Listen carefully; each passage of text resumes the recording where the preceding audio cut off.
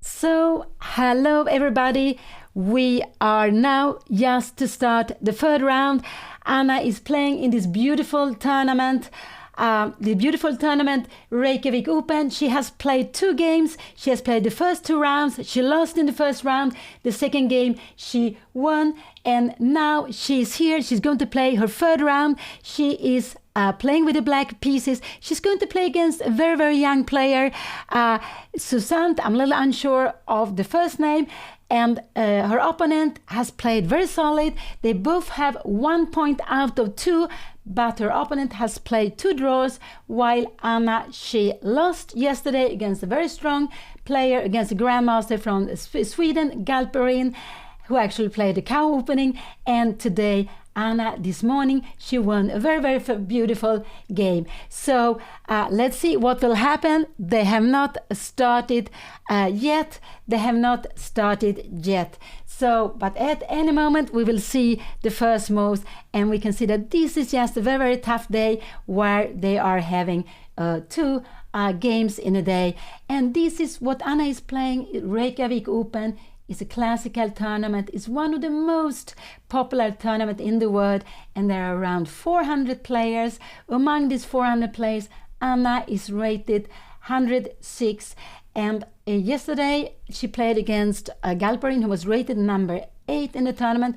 Today she is, and this morning she played against a lower rated player who she beat. And now today her opponent is having like about 200 points less than Anna, but it's a young player again. It's actually a little bit curious that all Anna's 3 opponents are younger than her. They all have been younger than her. So let's see what is going to happen here. It will be just such an exciting round to follow. Chess is always exciting, but Anna has been playing so well. I would say she played very well yesterday, even though she lost. She played a beautiful game this morning, all the time putting pressure on her opponent. So we are still waiting here for the first move to come. They have not been played. Could be a little bit delay here. I'm not sure. Let's see. Let's see when they will start, and they will start at any moment.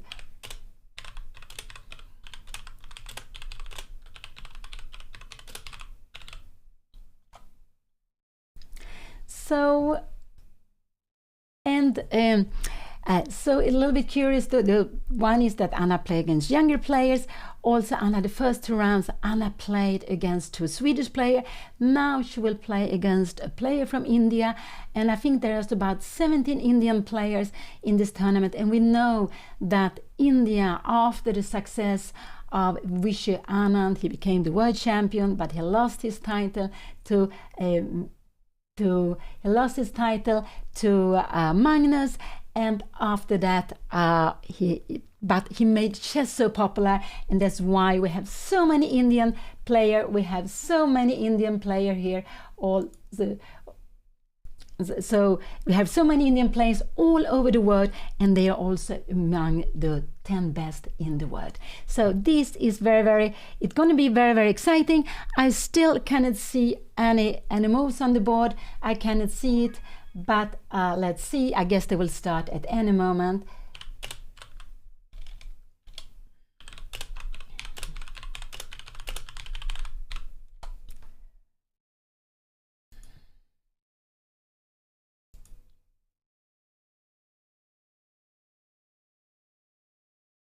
So we have a little bit of, let's see here. I have a little bit of problem here, but let's see if this will start working. I cannot see any moves still on the board, but we have passed 5 minutes, and let's see when they will start with the game. And this is actually the 4th time, I believe, Anna play in Reykjavik Open. She has been here before. She played last year. She played a very good result. She made 5.5 out of 9, which was absolutely very good. She was just coming back, winning the last 2 games, and she also played here 2 years ago. And then she played when she was quite young also, some years back. So Anna has coming back to Reykjavik Open, and it's a tournament she really likes to play. She's really enjoying it. But I still cannot see any moves on the board here, so let's see why there are a little bit of delay here. Let's see why this is absolutely happening. So here we can have them, we see them, they have been playing out. I'm not sure why I don't see we have this moves on the board, so I will just play out them here. E4, C5 was played, knight F3 was played, and then Anna played knight C6, and we have D4. Her young opponent is blitzing out the moves and going for an open Sicilian and D4, because now after D4 you will absolutely have to take here, and what will because this is absolutely what you have to do. So white is going for an open Sicilia, Anna takes the pawn. We will absolutely see white taking back, and then Anna, she is having lots of different plans to play, and here we had it. White took back on D4. So what is Anna going to do? What is he going to do? And let's see. Anna plays E5. She plays this very, very exciting move. She has played it before. Her opponent is blitzing out the move, playing knight B5. Let's see, what is Anna going to do? Is she going to play the way she has played before, or is she going to play something different? Here you have still lots of possibilities. You can even play this knight F6, kicking a pawn on E4, and knight C3, D6. We will have a Sveshnikov. And you can also play what Anna has played before. She has played A6, knight E6, take, and now Anna took her. Her opponent will surely take back. He will surely take back with queen takes. And let's see, what is Anna going to play here? Will she play what she has played before, or is she going to play something differently? Let's see. This is a little bit of an unusual line, but Anna has played it before. It will not come to surprise to her opponent if Anna plays this. You can go queen E7. You can also go queen F6. I remember myself, I actually played queen F6 such a long time ago. I think it was like 40 years back. But Anna has played queen E7, and this is also what she played before. So now we have this position. She played it, I guess she played it twice in real time, and here white has a choice of changing the queens, going into the endgame. You have the bishop pair, or moving back the queen. Her opponent is just start thinking a little bit thinking here what he is going to do. And so no, this is not the cow opening. Anna actually played against the cow opening yesterday when her opponent, Grandmaster Galperin, decided to play the cow. And and he actually won the game, but it was a very, very exciting game. And Anna played a very tough game, sacrificing pawn and then pieces. But here we have this position. Is her opponent? Yes, her opponent is blitzing out, and of course her opponent is absolutely well prepared for this opening. Her opponent is well prepared, and even though there has not been so much time for preparation, because there were many long games. There were games going on for, I think they were going on for almost 5, maybe 6 hours, and then there was not so much time for the pairing. But her opponent is prepared against this. Her opponent know what he wants to do against this, and now Anna is a little bit thinking, but here the logical is absolutely to go out with the knight to F6 and try to catch this pawn with the queen before check is not such a good idea, because you have knight C3, so you are blocking the queen from the check, but you are also at the same time, this knight is defending the E4 pawn, so there's no way to go and win a pawn. In queen D1, it looks funny to go all the way back, but white just feel that the queen is better on D1 than on another square, and that this queen might a little bit be clumsy here on E7. And we can see that black has got a piece out, so black is up with development. Black is up with development, is before out with a piece. You can go, I guess knight F6 is a very normal move to play here. Knight F6 just to go out with it. But there is something that why black has done, and it's this square. This is a weakness on this square. And this is what white is saying. I'm going to play against this weakness. Let's see if white will be able to do that. So this is absolutely, it's a bit of a hole here for Anna. This is good that she's keeping the white square bishop. We can see the pawn on e5 here in the center. It's very important where the pawns are standing, and this pawn on e5 together with this bishop is good, but this is a backward pawn. This is a backward pawn, and white will try to play against this hole here on d5. So now Anna is taking a little bit taking a little bit of time, a little bit maybe thinking of how she is going to play. But knight f6 is absolutely the main move. She can absolutely also go d6 if she wants to. We will absolutely see this knight c3, and now the plan is to bring the knight here. So here it came. Anna play knight f6. Her opponent play very quickly knight c3, blitzing out these moves, because this is the most, it's very, very logical.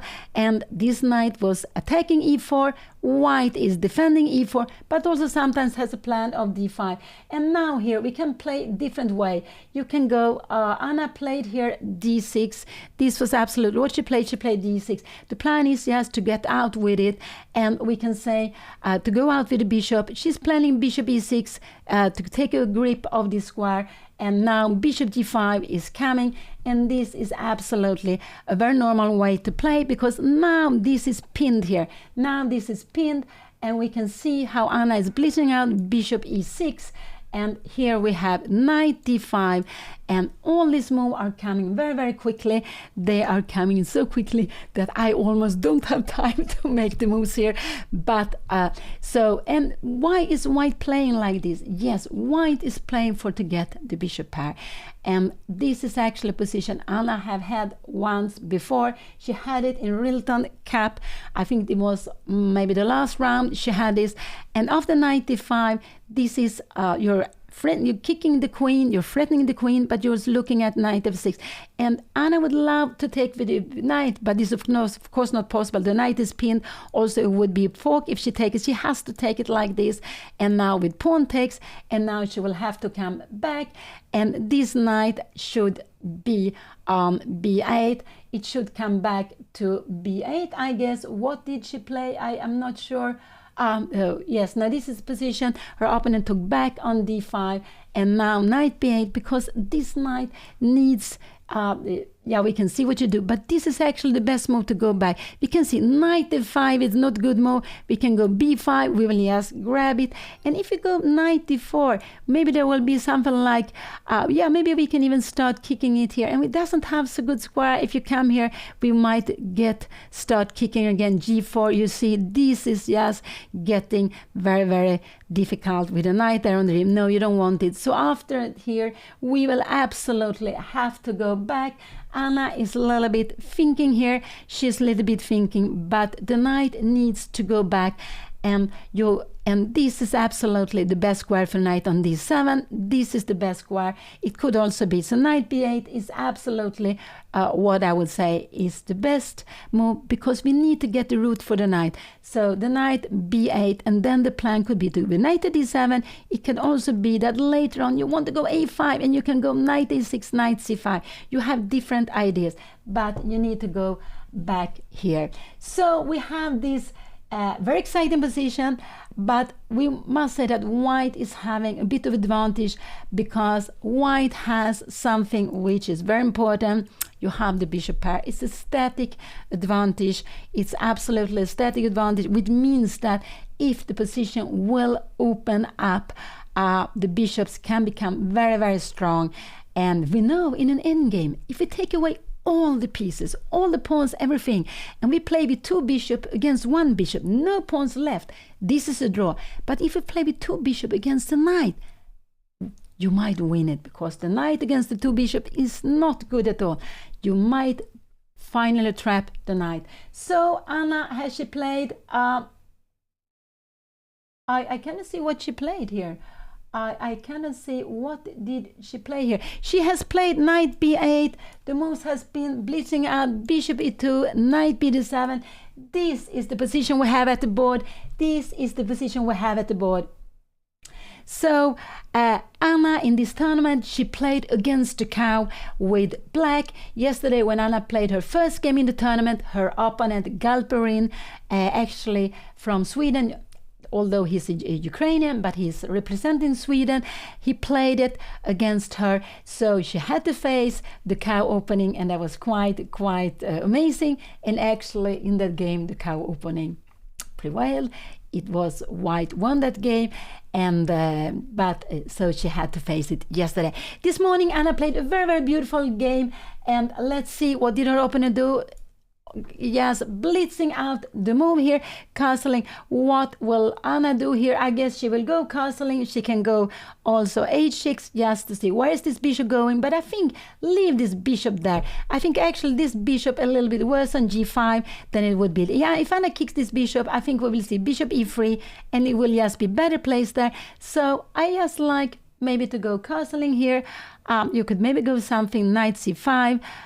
Could you go? You don't want to go really a5 yet. No, I guess castling is such a nice move to play here, because this is what you need to do. So Anna has developed her 2 knights. Her opponent has developed his 2 bishop and also castle. So if Anna castle, they will be on the same. They will have both developed their pieces, and they have put their king into safety. And yeah, so this is the third round in Reykjavik Open. They are playing with classical games. It means that they are playing quite a long games. The games can be like 3, 4, 5 hours long.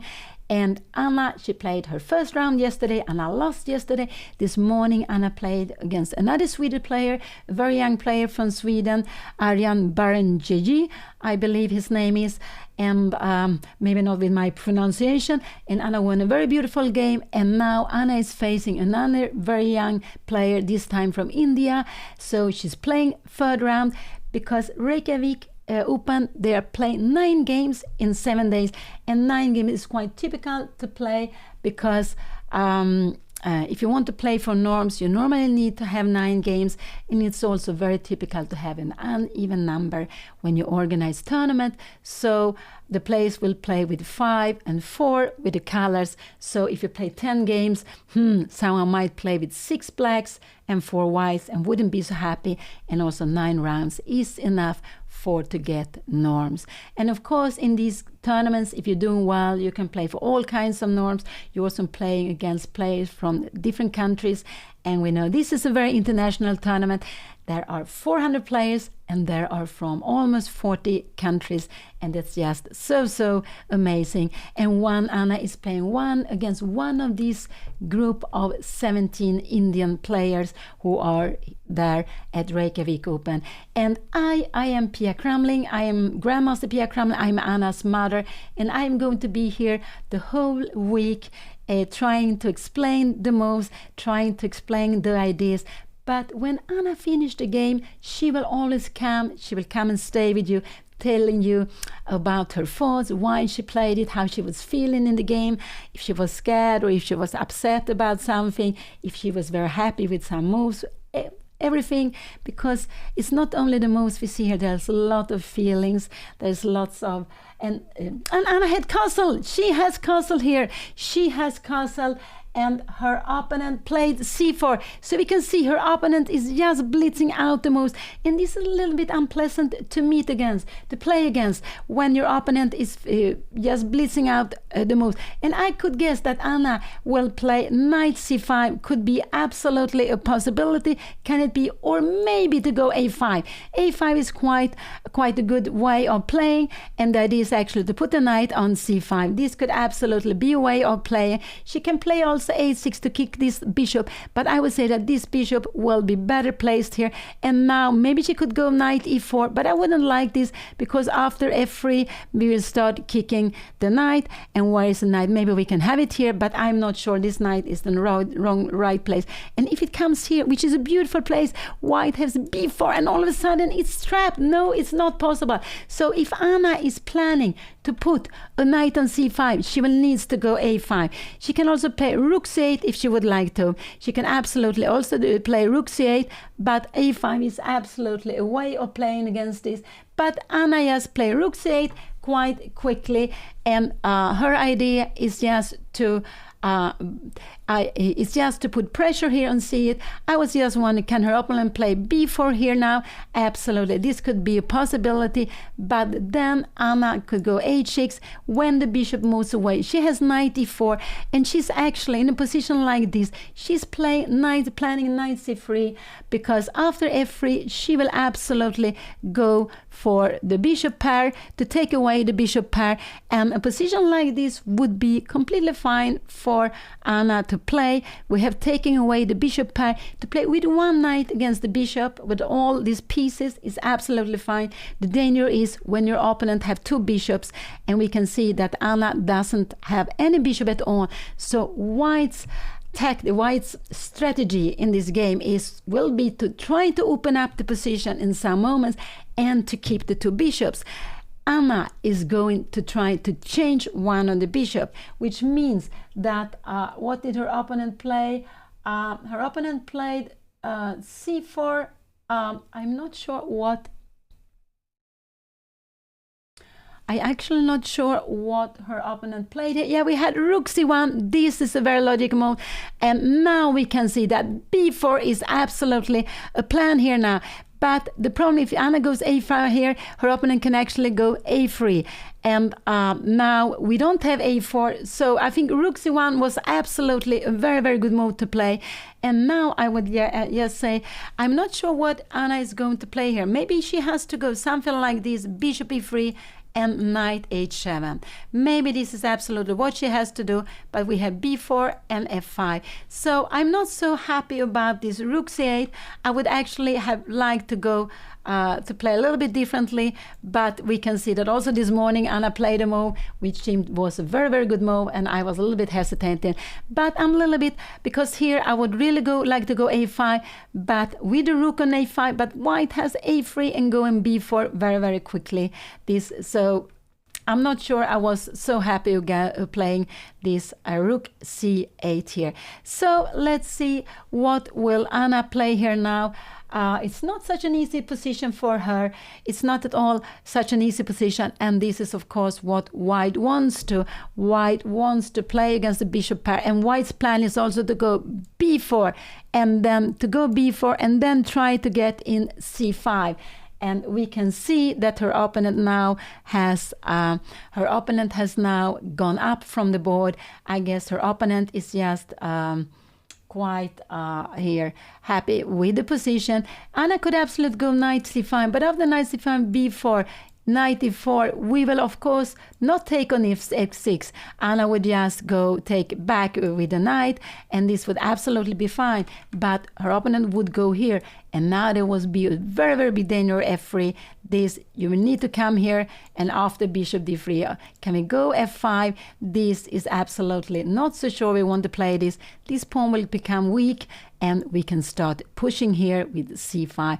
Everything is going White's way. So I would just say that this position is a bit unpleasant for Anna. I would absolutely say that already is a bit unpleasant, because it's not so easy to create active play, and she really would love to play knight e4, maybe f5, but White is planning to go b4 and then try to get c5 in here. And what is Anna going to do in this position? It's just not really so easy for her. Maybe she can go b6. This could absolutely be an idea, but this pawn is a little bit weak. Can we go then b5 here, b4, and now she might even have to go back to defend this. We're not scared of c5. We have such a good control here. We're not scared of this move at all, but let's see, can we go back here now? And now maybe we can try to play this position, and we can see I'm playing just a little bit quickly, but in a position like this, if you take here, black would all of a sudden be very fine. And why is black fine now here? Because we have this beautiful square for the knight, this beautiful square. So this would absolutely be very, very fine. Now black is not worse because this bishop is a good bishop, but this knight on c5 will be a tremendous piece. It will be stronger than this bishop. You can see how this bishop is hitting the wall here and the wall here. This is a bad bishop. This is a strong one. And the knight has a fantastic outpost, and this is what you want to have with the knight. You want to have a square where the knight can land and where it's not possible to take it away. And that's why if Anna plays a5, white will in general always have to go a3. But in a position like this, maybe we can try to get some activities. And this is why I was not so happy about Anna's rook c8. It's possible that this rook will be better placed on a8 than on c8. So rook c1 was played. This was not played. We have rook c1 on the board. Anna is thinking. Her opponent is also fully focusing.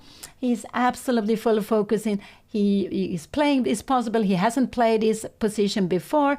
Anna is playing a bit of an unusual line, but she has played it before. So her opponent had absolutely time to prepare it, and he has done it. We can see that because he's playing the moves so very, very quickly.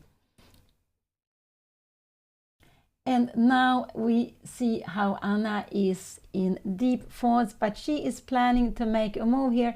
I think she was going to play h6, and this is what she does. She plays h6. We will absolutely see bishop e3, because bishop is the best place here. Can you see that this bishop in the center is looking to the king side, is looking to the queen side? This is absolutely the best move. And now Anna... yeah, I would actually like Anna to go b6 already here, maybe even to go back. But I think that this rook is not so good on c8. I think actually Anna, I think it should have been on a8 instead here. So maybe Anna, to get her pieces to play, maybe she should go something like a5, and after a3, can we bring the rook back here to b4 to play like this? And I'm not sure what is going to happen. Maybe her opponent will not go here, but only b3. And Anna will just have to play a little bit slowly like this. And her opponent is slowly improving the pieces. And we can see that it's not so easy for Anna to do anything here. She can try to go knight c5, and the knight is not doing so much, because now you can go b4 and you do it with a tempo. And so it's actually white is very well prepared against all the plans for black, and the reason is that this bishop pair is very strong, and also white is planning slowly to play on the queen side, but maybe just also to improve the pieces, just to put the rook on e1. And yeah, sometimes you can try to blow up the position with a move like f4 also. Just to play a little bit rook e1 and then b4. And so this could be one move. You could go for b4. You could also go bishop d3 later on, just to move around the bishop here. And you will go queen d3, and you will have, maybe you can have some ideas. And the problem for black is it's not easy to play anything active. It's not easy to play anything active for black, because the position can be open up for the bishop pair. So Anna, she lost yesterday, the first round, the morning round, which was held very early this morning, 10 o'clock CET time, 9 o'clock in Reykjavik. And Anna won that game. She won a beautiful game. So Anna is having 1 point out of 2. Her opponent has also 1 point out of 2, but he has made 2 draws. He has been very solid in these 2 games. In one of the game, he made a draw. I'm not sure if both of his opponents were high rated, but at least one of them, I think, was a 2,300 player. So he has been doing very well according to his rating. But we know these young players, her opponent is born 2008, so he's about 15, maybe he's become 16 years old, but he's a very young player. And with young players, we know that they are going forward. They can absolutely make a very, very big jump, and they are not scared. They're not scared at all. So yes, Anna is worse. She's absolutely worse here, and the reason is because her opponent has the bishop pair, and not only that, she doesn't have a square, an outpost for this knight. If we could change this A pawn for the B pawn, she would be so fine with the knight on c5. But now knight c5 will always be answered by b4, and she will have to come back. She has lose time. So this is not really what she wants to do. And she can see that we can see that that Anna is just start thinking. She realized that this is not such an easy position to play, and it isn't because of the bishop pair, and because the knight doesn't have a good outpost, so you don't have really a good way of compensation the bishop pair here.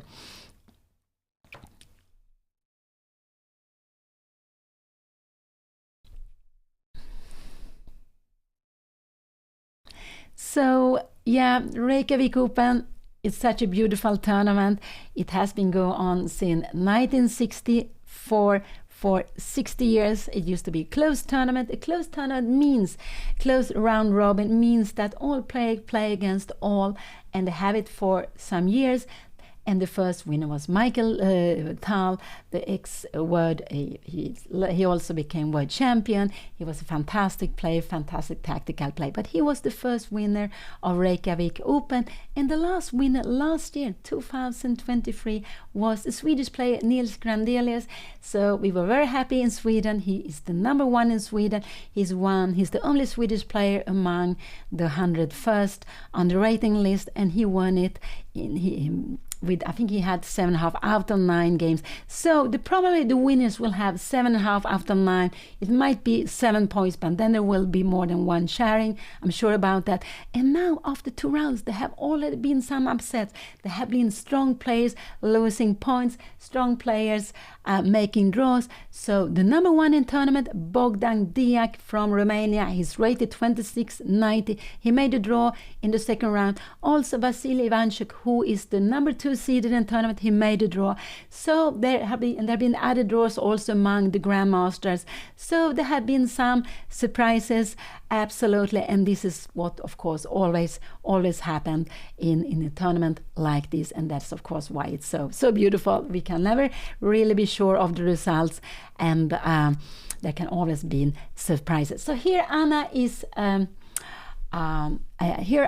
just thinking, and she's spending time, because I believe she has realized that this is not so easy for her to play. It's not at all so easy to play here, this position.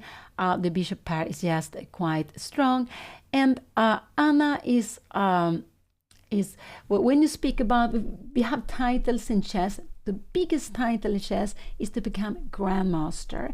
And I'm not sure how many grandmasters there are in the world, but there are quite a lot. But actually there are only about 40, maybe 42 women who has become grandmaster. Then you can become international master. And there is also titles for women. So you can be woman grandmaster, and you can be also woman international master. So the women can take titles both in the open class, because chess is played in open class and also in the woman class. And why there is a woman class is because there is only about 11% of all players, in at least I believe in the rating list or among everywhere, that are women. So there are still around 1 out of 10 who are women, which is very, very little still. But it is improving. I remember when I was young, it was like maybe very, very few percent. So it is changing. And to become a grandmaster, you need to make free norms. You need to make free grandmaster results. So you need to have this result with normally 9 games. So it could be 9 games 3 times. And you also need to get up with your rating to 2,500.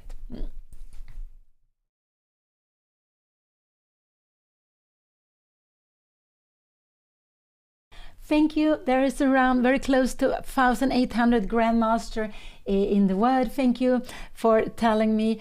And and about this 1,800, there are only a little more than 40 who are women, so that's not so much. And Anna is a woman.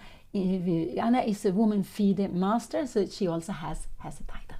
And here she is thinking, she's spending her time. Her opponent is he's also sitting at the board, so it seems like he likes to sit a lot. I told you everyone is different with that, but he's looking away, and I guess this is his way of relaxing from the board. And the difference between a woman grandmaster title and the grandmaster title is that to become a woman grandmaster, the performance you have to make is much less. It's actually more difficult to become an international master than to become a woman grandmaster. And so these titles were made, I think it was in the 70s, and it was a way of encouraging more women to play, because to get them to get asked to play for the women titles. And you can see behind there's some people walking around, and those people are surely players. I guess they are not allowed other people to be there than the players, and there are 400 players, and of course some of them like to walk up, they look at the other boards. It's a way of relaxing, and the playing area is very, very big, because when you play such a long game, you are allowed to walk around in the playing area. You can go to the bathroom, you can go and take something to drink. You're also allowed to take something to eat, but we shouldn't eat at the board. If you want to eat, we should stay away from the board and to eat. And lots of players don't want to eat during the game. I like to take something because I know after some hours I need some energy, but we are all different with that. But it's absolutely allowed. And even if there are some smokers, there are a smoking area where they are allowed to go to.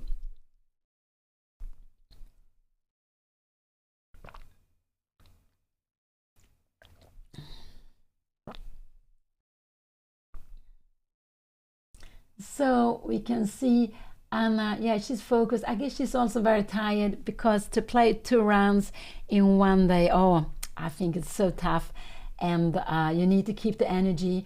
And here it's not only that she needs to keep the energy, she is having a position which is a little bit uphill already. White has chosen a very good plan against the setup of Anna, and we could see that her opponent had prepared this.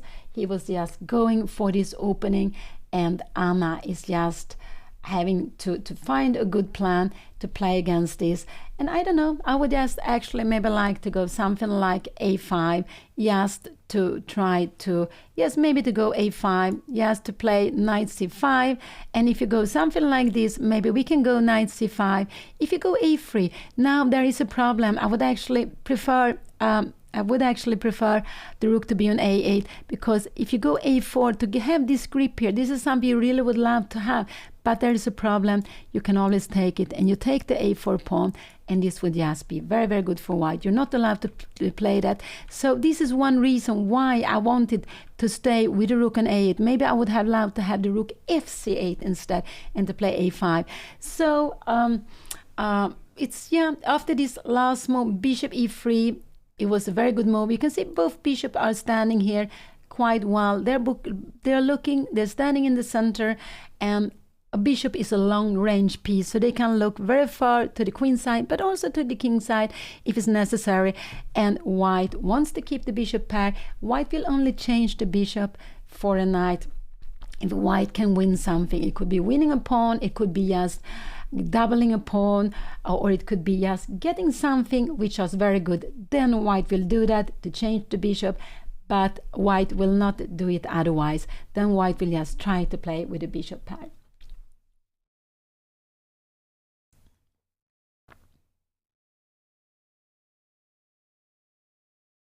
Yes, of course, all women can become both woman grandmaster, and then they can become international master, or they can also become grandmaster. So it's absolutely possible. So the women, we have these double chances.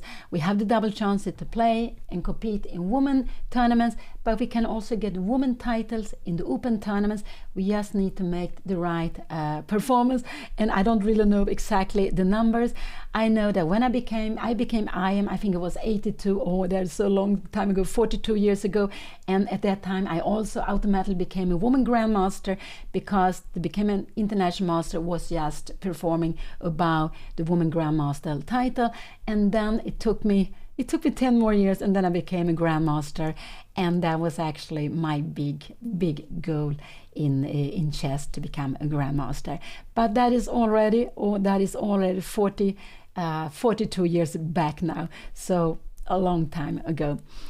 And let's see now. Yeah, I put the bishop here. Yes, so you can see how strong the bishop here in the middle. Why the knight are short range pieces. If we would take away all the pawns on the queen side and only play on the king side, the knights would be absolutely fine.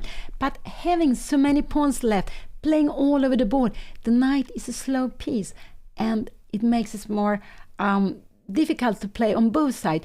If the knight plays on the queen side, it needs to stand on the queen side. If it plays on the king side, it needs to stand on the king side, or maybe in the center where it's close to both of the sides.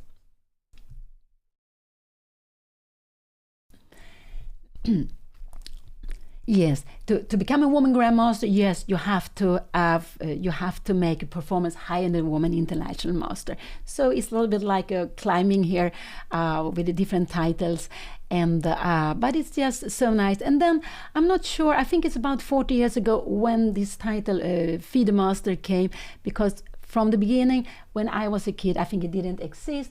And now we can see Anna is just still in default. Her opponent is looking away.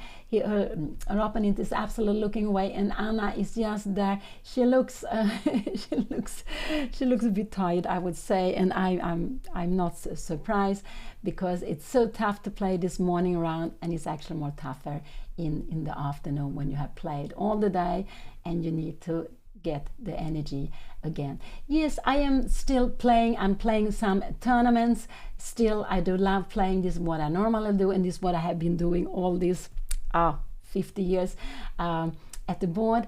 And but I'm playing over the board the way I was taught to play, and not so much online. So, and for all of you who is just playing online, if you get the chance to play over the board, I just think you should try it. It's just very, very beautiful. And I spoke with some young players. They came up to the club, to my club in Sweden. They were playing online, and they had never played over the board. And we had a blitz tournament in the club in Stockholm, and they played it, and they said it was so exciting. They were almost scared to play. It was just such a big feeling and difference to play over the board than to sit and play online. So I just feel that both ways are very charming to play, but both ways are also very, very different to play. And if you like, you can absolutely try it both. There are so many tournaments over the board, and we can see how much Anna loves to play this tournament.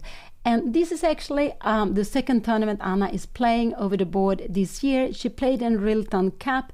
She did very, very well. She had the chance to play for winning the B group. She played in the second highest tournament in Rilton Cup. It's a big open in Stockholm.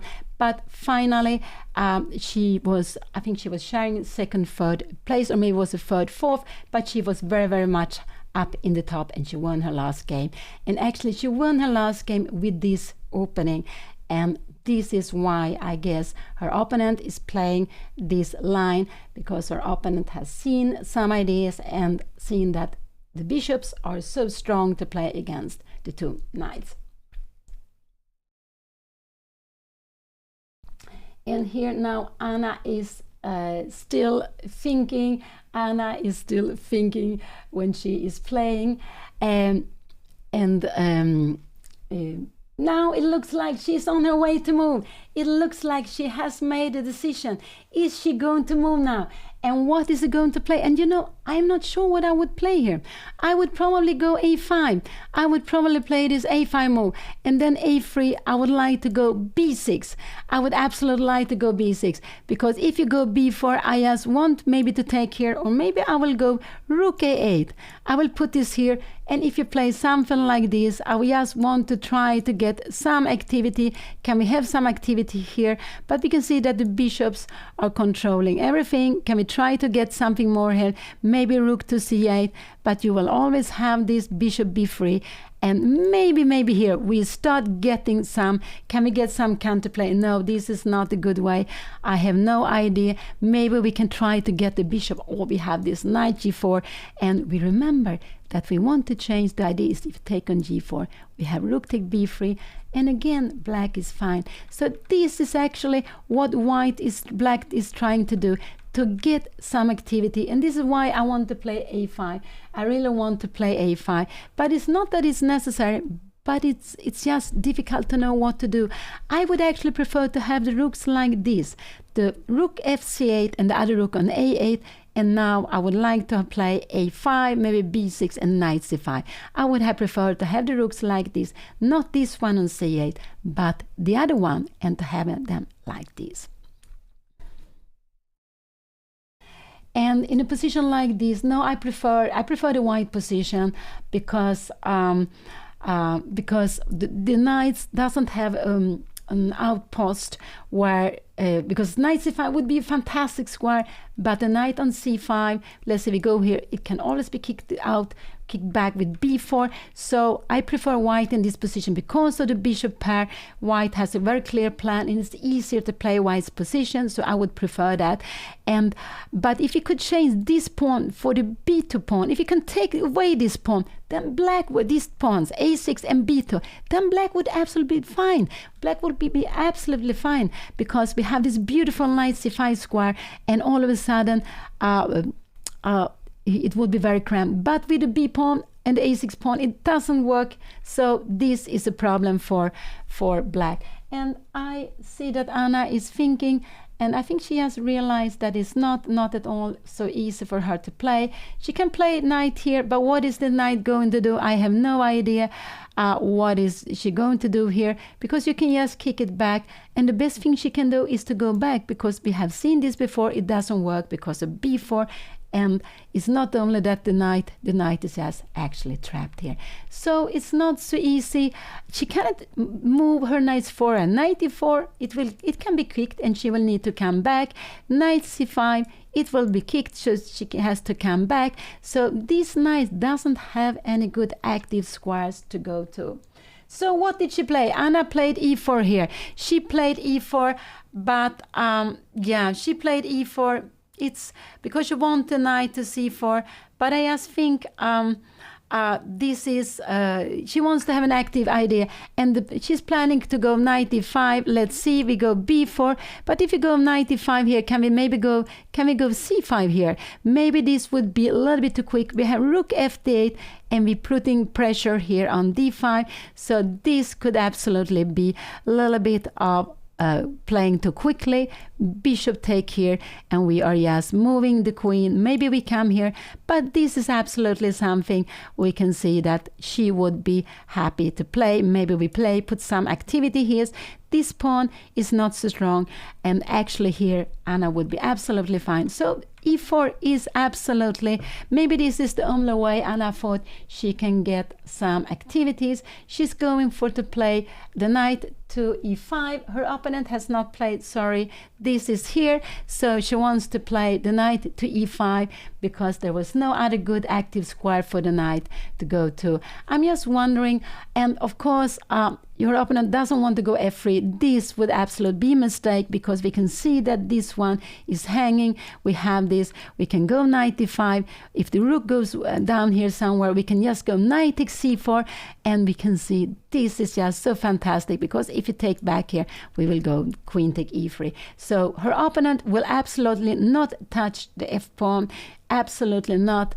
Maybe could play something like queen d2, but then we will have knight d5. You can go something like b4 here. Can we start? I don't know. We can play more like this, but then we have queen bishop here now, and we can start maybe to play something like rook 8, but are we just coming back here, and we will have to come back. So I would just say, if her opponent play like Anna played e4, queen d2, knight e5, b4. I would just like to go to put maybe can we go here? Maybe we can go this knight to d4. And if you go here, maybe we can play something like f5. Is this, we are getting some activities here on this side. Your knight has to come back. We're coming here, and can we try to play some c5? The question is it good or is it not good here? And here we are seeing there are I don't know, queen f4, and now this f5 pawn is very weak. So it's just it's not easy. It's not easy at all. So, but Anna she decided to go for activity. She wants to have this square, and the knight will be good here. But the disadvantage with this square is that that if you go something like this, knight e5, you shouldn't play this too quickly, but c5 will come easily here. So maybe the queen d2, maybe we can go something like rook f8, but then we have bishop d4. And actually rook f8 is a passive move. We can come here, but maybe we go bishop d4. I don't know if we can try something here, maybe queen d7. Yes, try to put the queen here on f5. This could absolutely be an idea to play. This is absolutely actually fine. If you go something like this, we have the queen to f5. You have also b5 move. And we are striking back, and the idea is actually that if you play like this, you take here. We can absolutely take on d5. We can take with the knight, and we are actually doing very well. So Anna is going for activity. I think this is the position. She played e4, and she wanted to have this beautiful square for the knight. And I think this is actually this was a good way to play. White is better, but Anna is playing with activity. So she's going to put the knight on e5, and actually after that, I think her plan is very good to have knight to e5, a rook to e8, and then queen d7, and maybe queen f5 or queen d7, and maybe even striking with b5. So this is her plan, and it's good to play active moves. If you're playing passively, you're just waiting. Only if you can have some kind of position. There are some endgames that where you just should wait, but in general, waiting would let the opponent slowly build up the position, and so it's better to play active. Try to put some threats, try to put pressure on your opponent.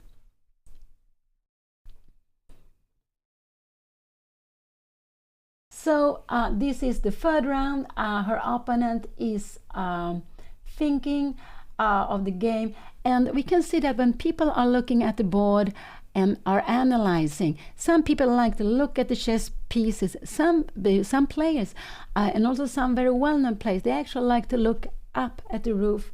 And so some players can be looking away from the board, and it's not that they're not thinking of the game. This is their way to analyze. So they're analyzing the game in their mind, but they prefer not to look at the board when they do that. So yeah, that's true. Finally, Anna's opponent is taking time. Anna is going up. I hope she will take something that will give her energy, and we can see that now her opponent has to think himself. He has to decide what is his plan here. But I would just say that b4 would be coming in some moment. Maybe queen d2, the rook to e1 or to d1. I guess the rook to d1. So maybe this is a good move. Can this be a good move? Knight d5. If maybe can we play something like here now? But then we have knight f7. I'm just wondering, can we go b4 here? Can we maybe play, can we go f5? Is this a fine knight? Now we're getting c5. So this is absolutely not so good. We can go this a5, and after a3. This is actually also good to see. We can give a pawn like this, because if you take this here, we can absolutely now, we get this beautiful square for the knight. So sometimes we are ready to give a pawn for this, but I would say that after a5, a3, you should just play this, and now maybe b6 is a way of keeping c5 away, and then maybe we can start playing f5. Absolutely, it could be a possibility. So this is just not so this is absolutely a plan for for black. So this is the position. Her opponent hasn't played. Finally is thinking. Anna has spent half an hour, but they have been playing lots of moves, 17 moves. They have been playing very, very many moves.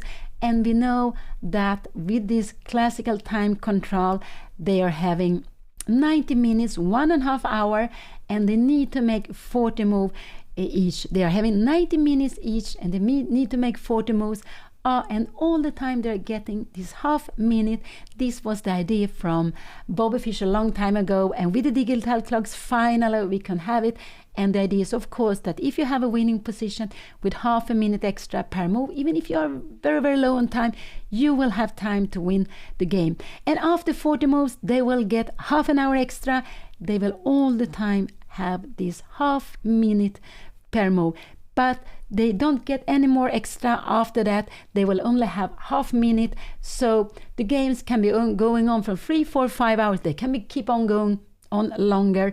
It depends on the position, depends on what kind of end games we are getting. But this is the time control, and this is the most normal time control in classical chess. And her opponent is thinking, I'm very happy to see that he's taking his time, but he's only used like 5 minutes on his clock. He hasn't used so much time, and so he's doing absolutely the right way to take a time now here, yes, to feel the position better, to see what is he going to do, because it's quite clear that when Anna go e4, she's planning knight e5. After queen d2, Anna will go here, and now a move like f4 would not be so good. We would just take it, and you can see bishop ft is not possible because we have knight c4, and we would actually win on the spot. And you can take like this, but we can see the pawn structure now is becoming worse. We have rook f8, and that is already some pressure here. This would absolutely not be the right way for white to play. Black would be very, very happy here. So white will not move the f pawn yet, absolutely now. Maybe rook f8 could be a possibility, and now the plan is to go c5. The plan is to go c5, and now maybe queen d7, we are stopping c5. Maybe rook fd1 could be a possibility, and again maybe we can go rook d8 just to try to stop c5. The idea is if we go here we can take just on d5, we can take with a knight, but white has this in-between move here. We have to move away, and now can we go c5? I'm not sure if this bishop is so good here. It could be that the bishop is not so good here. That is actually better to go back, bishop d4, go back somewhere, sorry, rook e8 to put it back. But a little bit, these are the moves we could see, and what her opponent played b4. Now b4 came. So what should Anna play? I guess Anna will go knight e5, but she can absolutely go rook e8 also if she wants. She's a little bit stopping c5. She could absolutely do that. She could also play b6 if she wants to, but if she goes b6, she will have a problem. This knight will have to stay here all the time because she needs to defend this b6 pawn. So no, I guess after b4 was played, Anna is thinking, I think she will go, what do you think? I think she will go knight e5 anyway. I think she will play this knight e5 just to put some pressure. And I think so, and that she is not scared of this, because here you can go rook f8. This is just to quickly this move. So knight e5, if queen d2 is coming here, we can maybe knight g4, but maybe I like this plan, maybe queen d7, could this be a move just to put pressure on d5. Rook fd1 is a good move, and maybe now again can we go, maybe we can start annoying. I'm not sure if this is a good move. You're coming bishop d4 here, and no, I'm not sure that this is such a good move. But I'm just wondering, after h3, can we play this? Sometimes this is actually a way of giving a pawn, and we would hope that you take with the bishop. This would absolutely be fine to play. This is absolutely fine to play with a backward pawn like this, even if you have a pawn less when you play with a knight against this bishop. Absolutely. And this sacrifice on e3 is a very common theme, but white would take with the pawn, keeping the bishop pair, and here white would absolutely be better with the bishop pair on the board. So this is very, very far away. Let's see what Anna is playing. b4 was played on the board. What is she going to do? This is the position. Is she going to activate her knight? Is she going to try to stop c5? Is she going to play just a slow-mo? But I don't know. I think knight e5 is more what she has to do. She can go rook f8, and after rook f8, I guess we would see queen d2 here now, and after knight e5, would c5 be a possibility here? Maybe this is absolutely not so good. I'm just wondering, we are playing some tactical moves, taking here, and we can see that this d5 pawn is weak. And actually, this is getting some tactics, but the idea is that if you could try to defend d5, I just want to show it. We have this knight g4, so we have resign h2, but after a move like this, we can also we can maybe play queen h5 just here, and we are starting getting, we could take on e3, we could actually also even play, I think, this and queen f3. I think this is absolutely possible. Maybe no e4, maybe this is not the best, but we could also go queen e5 and start some nasty play against the king. But this is so far away. This is not the game. What is Anna going to play here? b4 was played. b4 was played. This was very logical. White is playing for the c5 in the right moment. Will Anna keep on her active plan, moving up her knight? Does she want the knight to stay here a little bit passively? It looks like she is on her way to play now. It looks like she's on her way to play, but now, no, she's leaning back. She hasn't made her decision. This is the position, sorry. She hasn't played yet, and now she is sinking into deep thoughts. But I guess knight e5 could be just sticking to her plan. So with e4, she is absolutely going for this. And c5 now is nothing to be scared of. We have this rook f d8, and this pawn is actually getting, are she scared of c6? We will just grab it. If you come here, we will just kick the bishop. The bishop has to come back, I don't know, here, and we can actually now play knight to d5. This would absolutely be a dream. So maybe you will have to give some peace here. But what is this? We have the two. We have absolutely the two pawns, but black will in some moment just give back a piece for it. We have a whole piece more. This should be white is maybe even better here. Still, the two pass pawns, black will have to give back a knight for one of the pawns. But this is so far away. This is absolutely so far away. But it could be Anna is concerned about this. But I think rook f8 looks like such a passive move to play. I don't think this is so good to play this. Queen b3, knight e5. We also have, we don't have c5, but rook fd1 here, and queen d7. Could we go c5 now? I don't know. But white also have this beautiful plan, and to put the pawn on a5.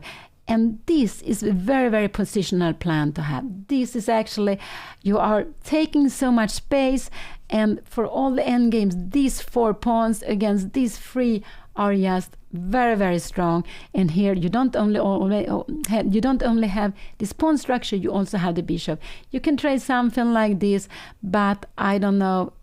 There are actually no danger. If you do something like this, we will just grab it.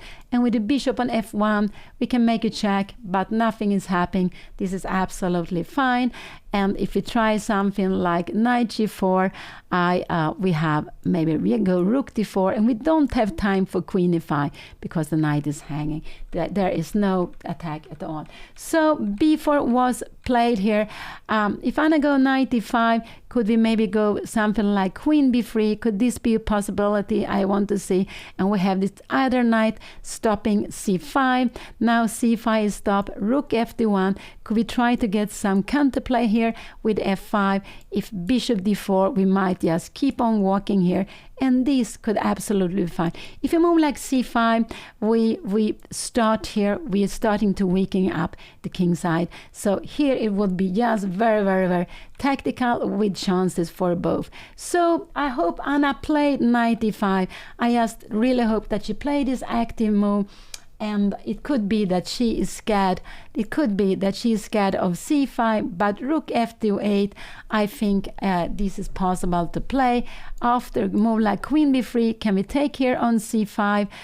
No, maybe then bishop c5 is coming. We're going queen d7, d6.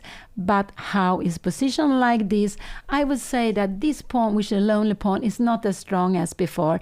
And we have the queen. We have actually two knights. Maybe if you come like this, maybe we can try to create some counterplay. Maybe rook c6, and we are actually threatening b6 to take the pawn back. So this is lots of very, very tactical things. I'm not sure what would happen after a move like b5. We would actually start having some tactics, but this is so far away here, and we have a knight f3 check here in the end.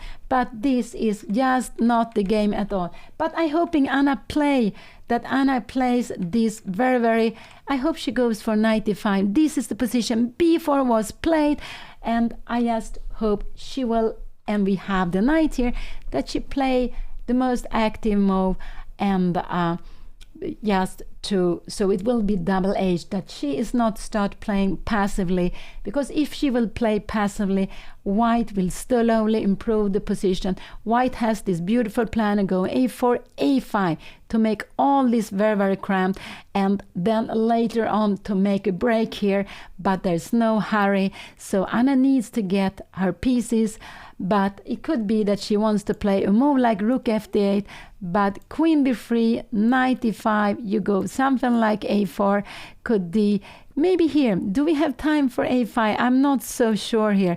No, because also we have this bishop b6, and can we take it like this? I guess we could just take it like this, but we have, this is actually, and we have c5 there. I don't know, this is just getting very, very crazy here, and we are just getting very, very tactical.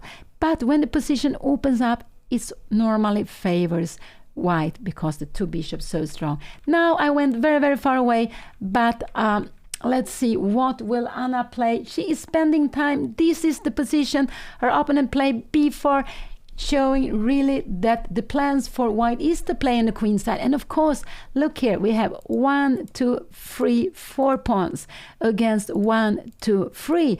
There is majority of a pawn. Anna, she has majority of pawns here on the king side. She has an e-pawn. White doesn't have an e-pawn. So we have this structure which is not symmetric, it's unsymmetric, and it helps white to play on the queen side, while black normal plays maybe on the king side, and here it looks natural to put a knight on e5 to get it to a more active place.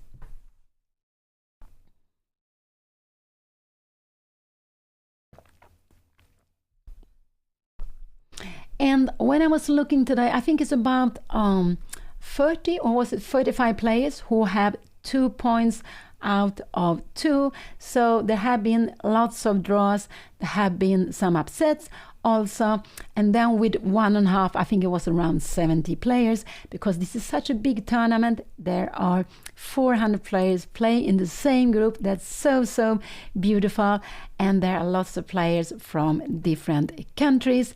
And Anna is one of many players on 1 point out of 2. She has done it very, very well. She lost yesterday, but she played against a very, very strong player who actually played the cow opening against Anna. And we could even see a little smile on Anna when she realized that her opponent is going to play the cow opening with white. Anna had the black pieces. This morning, Anna played against a young Swedish player who actually was born only 2011, so was very young, and Anna played a very, very beautiful game, and she won that game. And now she's facing not a Swedish player. She faced a Swedish player in the first and the second round, even though she's playing on Iceland, and now she's playing against an Indian player, and we know that there are so many Indian players coming. Chess has become so important. And it's very much thanks to Vishy Anand, who was the world champion during lots of years. He's from Chennai, and lots of chess players in India, they're actually living in Chennai. And Chennai was also where we had this very beautiful chess Olympiad 2022. I was actually one of the players, and I enjoyed very, very much to play there. But India is absolutely upcoming country. They have lots of very young, strong players, and Vishy Anand is not playing so much any longer, and but now and then you can see him playing. But he has done such an impact on the Indian chess. It has been so important. And I'm also very happy I've actually got to play him 3 times during the years. The first time was around 89, I think it was 90, and then we also played in Biel, I think twice, 2 years in a closed tournament, and actually also played in a rapid tournament in Spain 2006 or 2007. So I actually got to play him some time. But this is the game. Anna is still thinking. She's taking her time. She's down to 50 minutes, but they have made her opponent has made 18 moves. She has to make her 18 moves.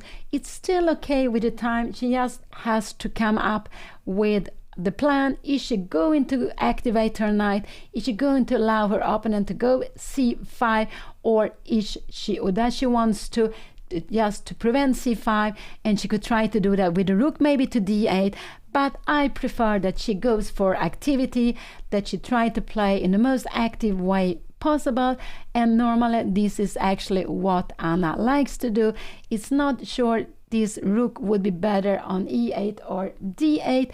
On d8 it would just stop c5, or not really stopping, but it would if you play rook f8, we can see that if c5 coming, you can see from behind you have this. So this would absolutely be not such a good move. Here we would just move away the queen, maybe queen e5, and if you play something like this, yeah, we can just take here, and there is absolutely no danger. We're just taking. No, we're not taking like this. I'm sorry. We need to go away with the queen like this. I will just show you that this would actually lose a piece because of bishop takes c5. And if you take here, we would have time to play queen take d6. So it doesn't work at all. So just to be careful. But with rook f8, white will not go for c5 for some time. White will prepare c5 and only play it at the right moment.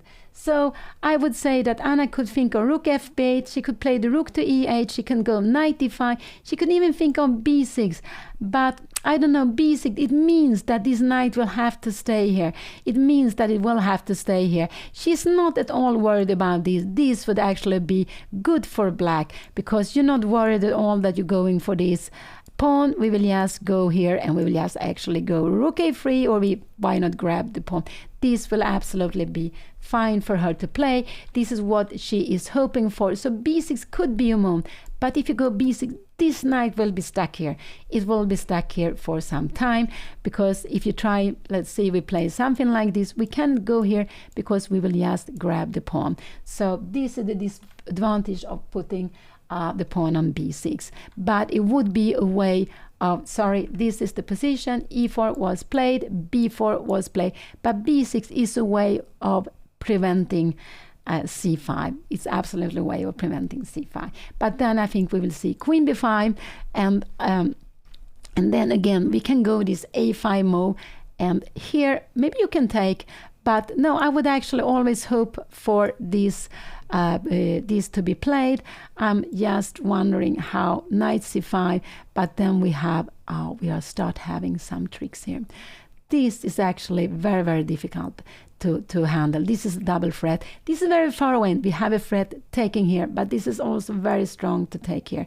And after rook f8, we just grab on h6, and we can see that it's a pawn up, but it also makes the black king weaker. Oh, this is so far away. So they are always tactical. I do hope Anna will not play b6, because I think it will make her position weaker. I prefer that she jumps up on e5 and she put this knight on a more active square, even if it means that white will be able to play c5. But c5 so early is not a danger. Maybe here queen b3, she can come with the other knight, and now she's stopping c5 for some time.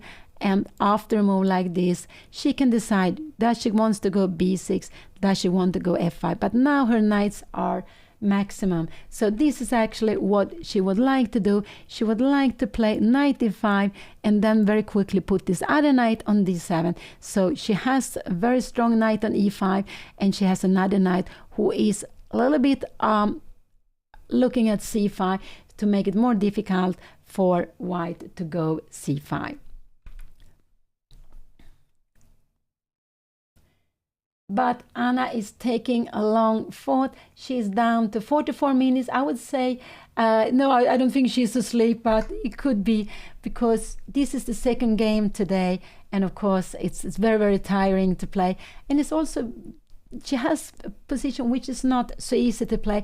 It's normal, always easy to play with the white pieces, with the black pieces. White has, you know, when you start with, you have the, when you have the first move, if you go a little bit wrong, maybe you don't have an advantage any longer. But if you go a little bit wrong with black, it could be as more difficult. And her opponent has played a line where white has the bishop pair, and the bishop pair is just very, very strong together. So I don't think Anna is asleep, but she is. So she is a little bit concerned about what to play, or. But of course, it's not so easy to keep the energy for this double round, and I'm not sure if Anna got to sleep so much this night. So what would I expect? I would expect knight e5. I hope she will play it. I would expect otherwise rook fd8 or maybe b6. These are the moves I would expect. Could she go a5? A5 could absolutely be a move to play, and the idea, if you take it, we will go maybe knight c5 to play with it. But a position like this, maybe this is just knight fd7, we are defending everything, but after rook b5, this will absolutely become good for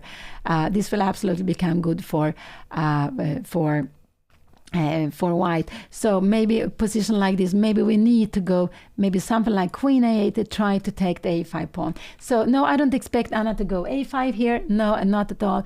So I expect knight e5, might be b6 or rook fd8. These are the three moves I expect Anna to play in this position, one of these moves. And but let's see what she's doing. She hasn't decided yet. So her opponent's b4 was quite a move that put pressure on Anna. If her opponent would have played some slow move, she would absolutely have gone knight e5. Now she is not sure if she wants to go knight e5, because white has this c5 break, but I would say that c5 is not so strong yet. It is a little bit too early. White is not well prepared to go c5. And yes, so Anna is playing in Reykjavik Open. She will keep on playing here now. This is the second day, but she's playing the third round, and she's going to play 9 rounds. And so she will play today. They are having double rounds. Oh, I know this double round is so tough. And tomorrow there is a single round. They will play the 4th round, and on Monday there is another double round. So Anna will keep on playing in Reykjavik until Thursday. And I am Pia Cramling, Anna's mother. I'm commenting on her game. I'm trying to guide you, try to help you to understand why Anna and why her opponent are making the moves they are doing. And so I will stay here with you during all these games until the very end. And I must say that Anna has played very well until now. She played very well this morning. She also played well yesterday, but she played against a very strong opponent, and who actually was quite, he played well. He was not scared to play some tactics with Anna. In the end, Anna's attack didn't work, but she has been playing very well. But here she has a position where she is concerned of how she should handle it, and we can see that on the clock, because Anna has also played with more decision making. She has played quicker. She played quite quickly this morning, but she is not sure of what is the best way to play here. She feels she is a bit under pressure, and we can also see it on the clock. and her opponent is sitting there, not looking at the board, just looking away, maybe relaxing a bit from the game. We are all very different, but I always love to see the players when they are looking at the board, and we can see other players walking around, looking at the game, see what's happening, and that is also very, very nice to do. I myself, I'm not normally walking so much around, so I never know what's happening in the other games. I have to check it afterwards when I myself is playing a tournament over the board. And so here we can see that all games, there are some games that look like could it be finished already now? I'm not sure. No, I don't think so. There are lots of action taking place. They have just been playing for 1 hour and 20 minutes. They can keep on going here for another hour or maybe 2 hours more. It's normal that the games are about 3-4 hours long, and that is very typical in classical chess because you have lots of time, but you also have the clock, and when the time gets low, and you can see, you can make mistakes. You can see that her opponent has only used 6 minutes plus this half minutes. Her opponent has only used 15 minutes for the game. So it might be that Anna will get into time trouble. Yes, Anna is just thinking, but it's absolutely because she is concerned. She is a little bit worried about what she shall do. And will she go knight e5, will she go b6, or will she go rook d8? This is absolutely one of the most, I guess she will do knight e5. I actually hope she will do that to put this knight actively, and then after the other knight to d7, and she can also go b6 to try to stop this c5, but it means that this knight cannot go anywhere, and she can also go this is the position. She can also try to move this rook somewhere, just, and then I guess she would go here just to stop it, but this is not such a good move. Maybe queen b3, and white has this beautiful plan of going a4 and a5. So here we have the position, and yeah, so it's just a position which is easier to play with white, with the bishop pair. We see a little bit the power of the bishop pair here, and we can see it also on the clock when Anna is taking her time. To put the queen here, the queen doesn't make anything here because it can always be kicked away. I guess you will just go queen d2, and then later you can have maybe bishop f4. So if you go something like that, we might go bishop f4. Can we do that? And there's some threats. No, then we have knight e5. So queen e5. Could queen e5 be a move? I just thought it's not. Queen d5. We can go queen g5 here. Could this be a move? But I wonder, rook c3. Are we getting some threats here? Maybe not. So maybe, yeah, this could absolutely be a move. Queen e5, and now we want to go queen f5. And the plan is to go knight e5. But now white might be able to go f3 or f4. Maybe f4 is the right way to play. Is it the right way? And we take here now, and now this queen is not so well placed. Are we taking like this? It could be that it's stronger to take with the rook, and the queen has to move away, and it's just not so easy to know where is the queen going. And now we can see we're getting a rook here. How will this position be? Which rook are we going to go with? Is it this rook or is the other one? But then we have this bishop g4. Oh, there are so many. There is a pin. This is a terrible pin.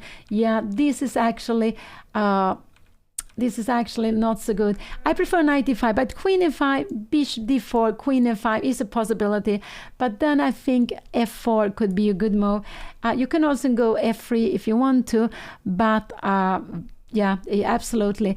And then, because if you go knight e5, can we go something like f4? I'm just wondering, maybe then we will have to give this pawn, and this pawn will absolutely get lost very, very quickly because we take on f6 here. And you cannot play with this pawn structure because after a move like rook c3, I'm not sure rook c3, no, rook f3 should be, and you will just take this pawn with the queen. So yeah, this is queen e5 could actually be a move Anna is thinking of, but I would prefer a knight e5, queen e4, bishop d4, and to put the queen on f5. This could absolutely be a possibility, and the idea is to go queen e5 And let's see, if you play something like this, can we go knight c5 here, knight e5? Maybe again we have this f4 move.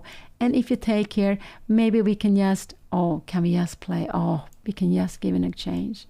These things is just getting so strong. What is going to happen here? We just having such a bad, here we are moving away, and probably we'll just go queen d2, and there will be threat against h4. And after something like that, I guess we just have maybe rook g4, and we will just grab here, because after queen h5 we have this check here, and we will grab the queen. This is very, very far away. This is very, very far away.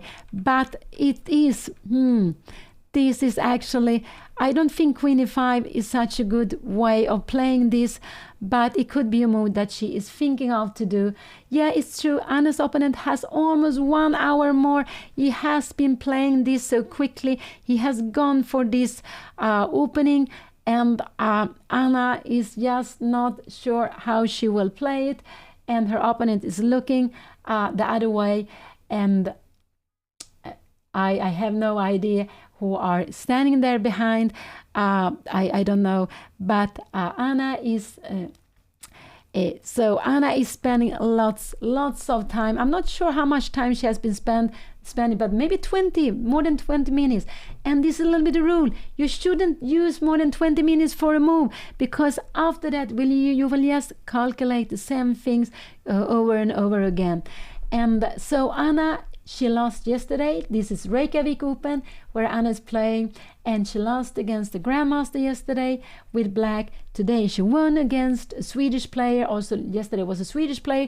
Now she's playing against a young Indian player, and she is she's feeling that she's under pressure. We can see it on the clock, and she needs to move soon. So Anna is having 1 out of 2 points, and let's see what is going to happen in this game.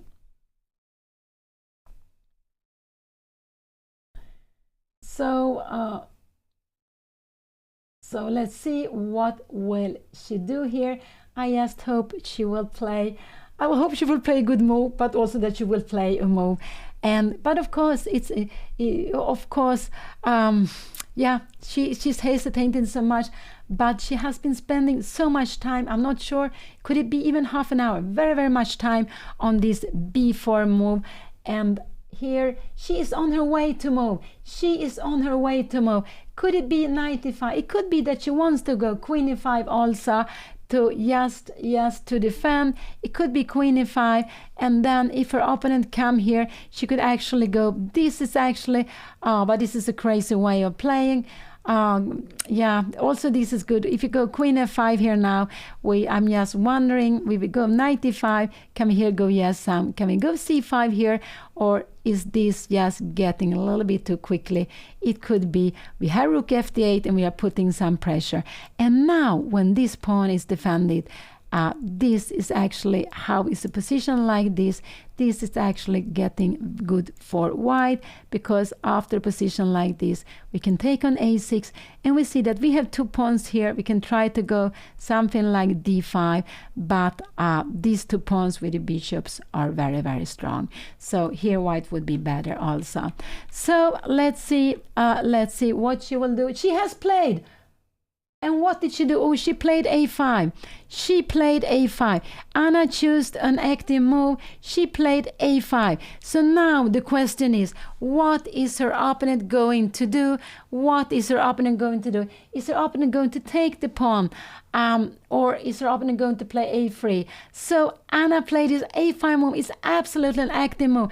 But her opponent, her rook would have been better on a8 when she played this move. Her rook would absolutely have been better on a8 when she goes here. But if her opponent takes here on a8, she would absolutely need maybe to go queen d8.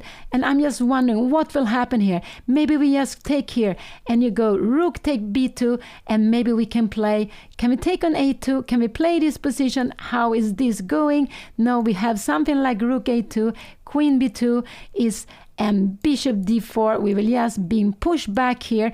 And I'm just wondering, how is this? So even if we have got this square here, this is absolutely good for white. The problem is, if you go knight c5, this will be damaged. So what shall we do? Shall we try to go knight e8? Can we play knight e8 to go knight c5? I don't know. But now this pawn is hanging, and if you go something like f5, we have rook b1, and this, the queen is just getting into so big problems. Now this is just also very, very difficult. So I would say that after Anna played b4, her opponent is thinking, I would say that her opponent has two good moves. This is not a good move. Anna can just go b6 and later knight c5. This is absolutely fine to play. Her opponent can actually grab this pawn because the pawn is not so well placed here, but her opponent can also go a3, which is also a solid move. And then we can take here and take, and now we can go knight e5. What Anna has managed is that she can also go b6 here, but this would keep the knight here on d7. So a5, I would say that both taking on a5 and a3, both of these moves are fine for white. If white played this b5, then this side would be absolutely locked, and we can actually go knight e5 also, and we have this beautiful plan on knight e7, knight c5. And if you go something like this, look at these knights, you will be absolutely fine. You will go b6, knight c5, and you are absolutely very good here. So b5, we will absolutely not see b5. We will either see a3 or b take a5. One of these moves, I'm sure we will see one of these two moves. And what will her opponent play? Yeah, this is actually very, very exciting. But I'm sure either her opponent will play this solid a3 move to defend it, or our opponent will go for this move just to keep the pawn. And I'm just wondering what happened if you go here. Can you go something like queen a4 here? But then maybe we go knight c5. I wonder queen b5. How is this? Knight fd7. And if you go something like a rook b1, we will go rook a8. And we will just put some pressure here. So this is actually a dream position for Anna to get. This is a dream position for her to get. Maybe f5, we will start something with f4. If you try to get this up here, we might have some counterplay. But this is what you're dreaming about. Her opponent played a3. Her opponent played quickly. And I think a3 was absolutely the solid move. And now Anna, she took on a here. And her opponent took back. We have this position at the board. And now the question is, what is she going to do now here? She has changed the a pawn. There is just, now we can see that white is playing 1, 2, 3 against these two. The question is, who is going to use this a5? Who is going, or could it be that white can go queen a5, queen b5? So what could we see? What could Anna play? If Anna go knight e5, could this be a move here? Could this be a move in this position? Absolutely. If you go queen d2, we could maybe go queen d7. We have been looking at this plan. Can we go something like, I don't know, maybe queen f5, is c5 now a move to play? I'm just wondering. But now we have rook fd8, and there's no pawn on e6 hanging. How is a position like this? Maybe this is still a good move. Maybe this is still a good move. I'm not sure what is going to happen here. We are just taking this pawn. So, and if you go something like bishop a6, we will just kick you. We can sometimes even give an exchange here. And I just want to show this, that this take with the rook, and these kind of positions, you can absolutely, we should take on e3. We should take with the queen here. Oh, this is so tactical. But sometimes we can give an exchange. We play with the two. We get the pawn, and we have taken away the bishop pair. This could be possible, but it's very difficult to make this decision. So what will Anna play? She has changed one pair of pawns. She has changed it. What is she going to do? We have this position. Is she going for knight e5? I think she should play this knight e5 anyway. I think she should go for this activity. She has changed the a pawns. And with knight e5, c5 is not such a good move because we can go queen, rook fd8. We can also go maybe queen d7, and we are putting some pressure here on d5. So I just think that knight e5 is a good move, but she can also play something like that. Then I think we will see maybe could we see a move like this, queen d2, knight e5, c5 could also be possible, but I don't think her opponent will go c5. Maybe yes, a little more like h3. What is Anna going to do here? There is just very, very difficulties to have. Maybe you want to go the rook to d8, but why did you then stop it on e8? So what is Anna going to do? She's down to 31 minutes. Her opponent has 1 hour 21 minutes. Her opponent has so much more time sitting there and waiting for Anna to move. And she has managed to change one pair of pawns, so she doesn't have this weakness on a6. So I would expect Anna to go knight e5, maybe to go b6, but I'm not sure I like b6 so much, because you can see after b6 this knight will just stay here, and there will be possible to get in with the rook at some moment. Maybe you go queen b3 and you can get in with the rook here, and this knight will just stay here all the time. You don't have a good way to activate your pieces. So no, I don't want to see Anna play b6. That would be absolutely very, very passive. So yeah, knight e5. Maybe she could play queen e5. Can she try? No, I don't think she will go rook e8, because the rook is just better. Then we can have this c5 move, and this rook is not doing anything here on the c5. So no, I just hope she will not play that. I really hope she will not play that. So let's see what she will do now. But I'm getting nervous because she's spending so much time. And there have been a little bit changes now. We have taken away the A pawn. We would like to have changed this A pawn against the B pawn. This would be the dream, to have a pawn on A3. But white, unfortunately, has a pawn on B4, which means that this square on C5 is not free for the knight. The knight would love to be there, but the pawn on b4 is making a very good work, staying this knight away from c5. And with time, white is trying to get through here, because white has 1, 2, 3 pawns against these two. White has a majority, a pawn extra on this side. Black has a pawn extra on e4, but you see how blocked it is. You can't get it further on. You can try, and I have moved it just to use this square. And I do hope she will use the e5 square to for a piece now. But she has sank into fourths once again. She has sank into fourths once again, and she's down to 28 minutes. And it's like Anna, she has made 18 moves. She has made actually 19 moves, I would believe. So it's like she has 20. She has like 38 minutes for 20 moves. That's very close to 2 minutes per move. But when she plays so slowly, will she manage to get herself to play quickly? But not only to play quickly, she also needs to play well. And yeah, I like this activity. Anna played an active move, the last move, playing a5. But I would just hope that she will keep on playing an active move in this position also.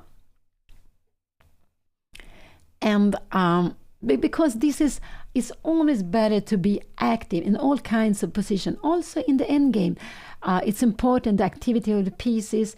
And in the endgame, I know we're not there, we are in the middle game, but in the endgame, also the king is very, very important. And when you play an endgame with a king, with an active king, and your opponent has a passive king, then it could be like you are playing with a piece more, because you can use your active king while the passive king is not possible to be taking part in the game. So activity is always important. Of course, you have to look up if your opponent is threatening something, if your opponent has some aggressive plan.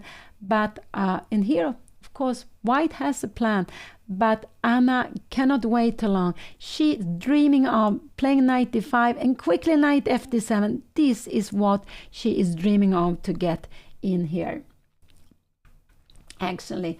But she is just thinking, she's thinking so much that her opponent went up to maybe to take something to drink, maybe to go and see some friends, games, and just maybe just to relax a little bit from the board. So yeah, I'm just hoping Anna will play a good move. But she is thinking, she hasn't decided, made up her mind. She played this a5 move, and that was one of possibility, absolutely. But she need now to find a way to keep her pieces active And that's why I like this knight e5. After knight e5, I don't know if you can go this queen here, if this could be a good move. But now I'm just wondering, rook a e8.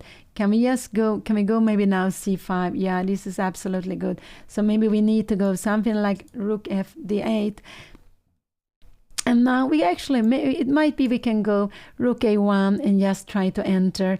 And we can see that this is actually getting a little bit difficult for Anna here. It's just difficult because the idea is if you don't go something like knight fd7, we always have queen take e4. So maybe in a position like this, maybe can we go rook fe8, and the idea is, but you can again go here. So I would just say that if Anna go knight e5, I just think queen d4 is a good move, and the idea is to stop Anna from playing knight f d7. So yeah, what more can she play? Maybe she can go queen e5, but yeah, knight e5. Anyway, I think she should go knight e5, but then we have this very good move. And I just want to show, if you go here and you go rook a1, this would actually be a mistake, because we can go, I think we can actually go, can we go rook fd7? Could this be a possibility? No, it's getting too active here. It's not a good move. It's not a good move, absolutely. But we might get, I want to see if we can get some tactics here going against this. And we have this queen e4, and we see how the pawns are getting very, very weak. One of the pawns will fall, so if you go c5, the d5 pawn will fall. So this would absolutely all of a sudden be equal. But this is not the game. It's far from the game. So I would say, has she played? No, Anna hasn't played yet. She hasn't played yet. She's down to 24 minutes. After knight d5, I would say that queen d4 is a good move, because you're looking at e4, you are planning also c5, and you are going to play rook fd1 here in some moment. Can we go something like knight g6? I'm just wondering, you go rook fd1, how would this be? And now what are we going to do? Can we try something like knight h4 and knight f5? And I'm just wondering, how can we try this here? How would a position like this be? And this is probably, even now we have got away with the bishop pair, but we have this c6 coming, and this is actually a very, very big problem, because c6 is coming and we don't have a very good way. Maybe we can play something like queen e5, putting some pressure. It could be that we get some counterplay. So maybe this is actually what I would like to see. Knight e5, queen d4, and maybe knight g6. And the plan is just try to give some activities. You also have this plan of going knight d7. So rook fd1. Can we go knight d7? I'm just wondering, is this would be possible to play? But we have again c5. This is actually, so we can see that the queen is very good here on d4. Maybe we need to go rook fd8, so now we are stopping c5. Maybe this could be a way of playing this. Yes, so knight e5, this is the move I'm hoping Anna will play. I do hope she will play it, but she is taking so much time. She's down to 23 minutes. And she has been spending so much time after her opponent played b4.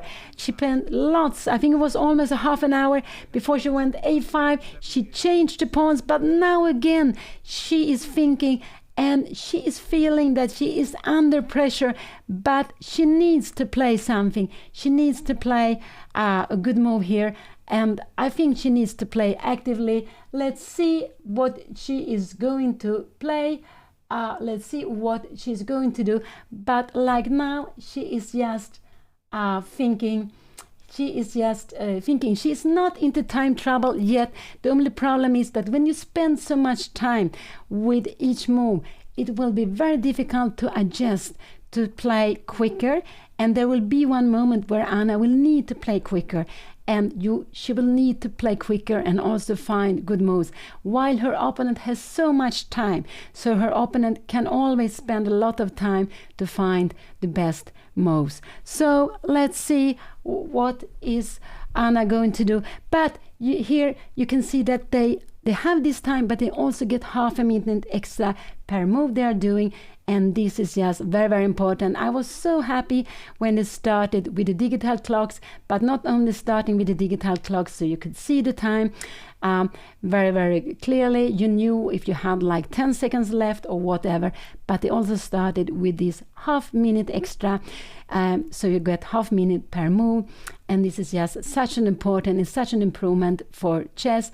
It's just helping the players to keep the time, to use the time in a better way, and I guess the players needed, I needed absolutely, I would say.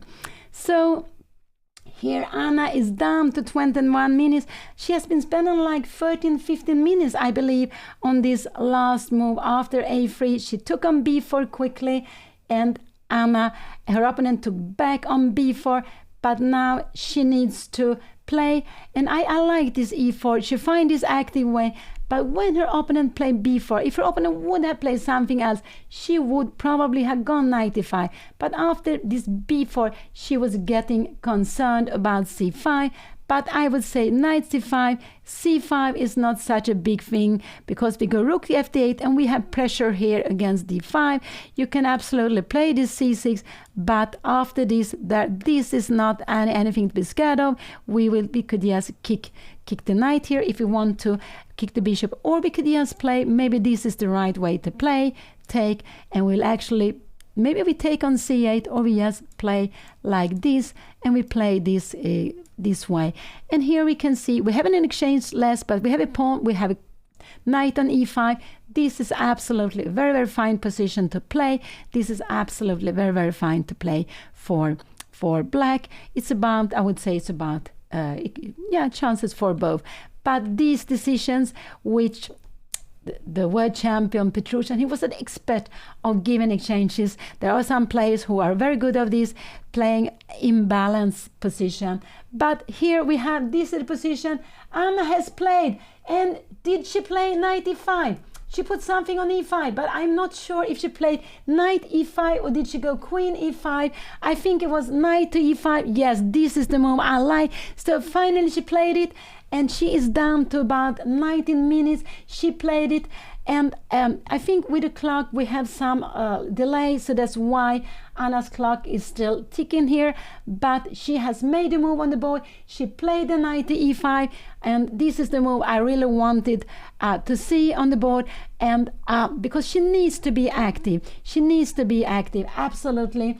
Her opponent is thinking, and I guess, but I think he has been playing quickly. I don't think he will spend so much time. I think he will use like 5, 6, 7 minutes to play his next move. It could be that he will play quicker, but knight e5 was absolutely a very obvious move, and Anna decided she wanted to play it before, without the a pawns. She has taken away the a pawns. She has, and sometimes this can be good to do. You take away the pawns, you are under pressure. So if we could take away all the pawns, it wouldn't be difficult to play this position. But of course, the bishop pair with pawns on both wings can be very, very difficult to handle, to play against. So white is having the better position, and with this, we saw this 1, 2, 3 playing against these two. White's plan is to go c5, but in the right moment, I would say, and this is not the right moment, white will absolutely not go c5 here. I would expect white to go maybe queen d4. It could absolutely be move. Queen b3 could be a move. It could also be something like a little slow, like h3. Can we then go, I wonder, can we go knight fd1? But then we have c5. So this is actually, we have this c5 now, and what will happen after here? We have d6, queen e6, and we have b takes c5, and now we don't get this under attack. So here, this would absolutely not be so good. This would absolutely not be so good. So if Anna could play knight f7, maybe even b6 to stop it, but white will have the time to play c5. So if a move like this, we could absolutely go rook fd8, and the idea is actually that if c5, you grab it and there are problems in d5, you will not play it. Of course, the opponent can play this, but this is no problem. We put the rook on e8, And then we always, now c5 is not a good move. We would just go, maybe we can go queen d7. I was wondering if you can go a move like knight, a move to d7. I'm not sure which one of the knight to d7. And just to play this position, and after a move like this, we might even try to getting some counter here with e3. But so rook f8, if her opponent plays slow move, rook f8 could be a good move. And if Anna will be kicked back, she put rook on e8, and she will have this knight d7 with tempo. This could absolutely be a way of play. But I don't think her opponent will go h3. I think her opponent will play maybe queen b3. It could be queen d4. What could it more be? Could it be bishop d4? It could be queen d2. This is also logical. Where is Anna going to put her rook on d8 or e8? Could it be that she wants to go queen d7 here? We have rook f8. What is it going to do? Queen f5. Can we play this c5 now? I'm wondering. Can we go here c5? Rook f8. What is going to happen here? But we have these c6 moves. And again, these c6 moves are always tricky, but I would say it's not so easy to make. It's not so easy to make with white, because you are giving a pawn and that is not an easy choice to make. So let's see. Anna played finally. She played this knight e5. I'm very happy she played this move. Queen d2 is not on the board. Her opponent has played. He played very quickly, and he played his queen d4. This is absolutely a good move. This is absolutely a good move. What is Anna going to do? She can go, one is, we were looking at this knight g6. She can also go queen d7, and so she is having, but after rook f d1, can she here start some, I wonder, queen f5? Yeah, this we have been looking at, and what is now going to happen here? You have this c5, we have been looking at this, rook f8, and this is not an easy position to play. If you play like this, we take here, bishop take, and we go rook take d6. And all of a sudden, there are lots of problems with the d5 pawn. All of a sudden, white is fantastic. No, black is fantastic fine here. So it's not that Anna has no counterplay. But queen d4 was a good move. So now I would like either queen d7, queen d7, moving up the queen to f5. Could Anna, after queen d7, could she be worried about c5? Could this be something to worry about? We have queen f5. Can you just take the pawn here? How will this be? Is this? We have some tactics here. We have some tactics. And if you take here, we have e take f3. And we are threatening. If you're moving the bishop here, what is going to happen? We have queen h3, and it's going to be a mate. So this is absolutely possible to play. I'm not sure how we will play. Maybe yes, queen take f3. And we see that this king is open. Here, this double pawn is no problem. It will be blocked. It's an extra pawn, but we have a very weak king. And here, Anna will absolutely be fine. She will absolutely be fine in a position like this. So queen d7, let's see. This is absolutely, queen d7 is a possibility. But again, will she, or knight g6, these are the moves I would like to see. Queen d7 or knight g6, what is she going to do? What is she going to play? It could be that she play rook f d8 or rook f e8. It could be rook f d8 that she will play that. Because she's avoiding rook here. What could be happen here? If he comes here, now can queen d7 be a move here? I'm just wondering. But we have this bishop f4.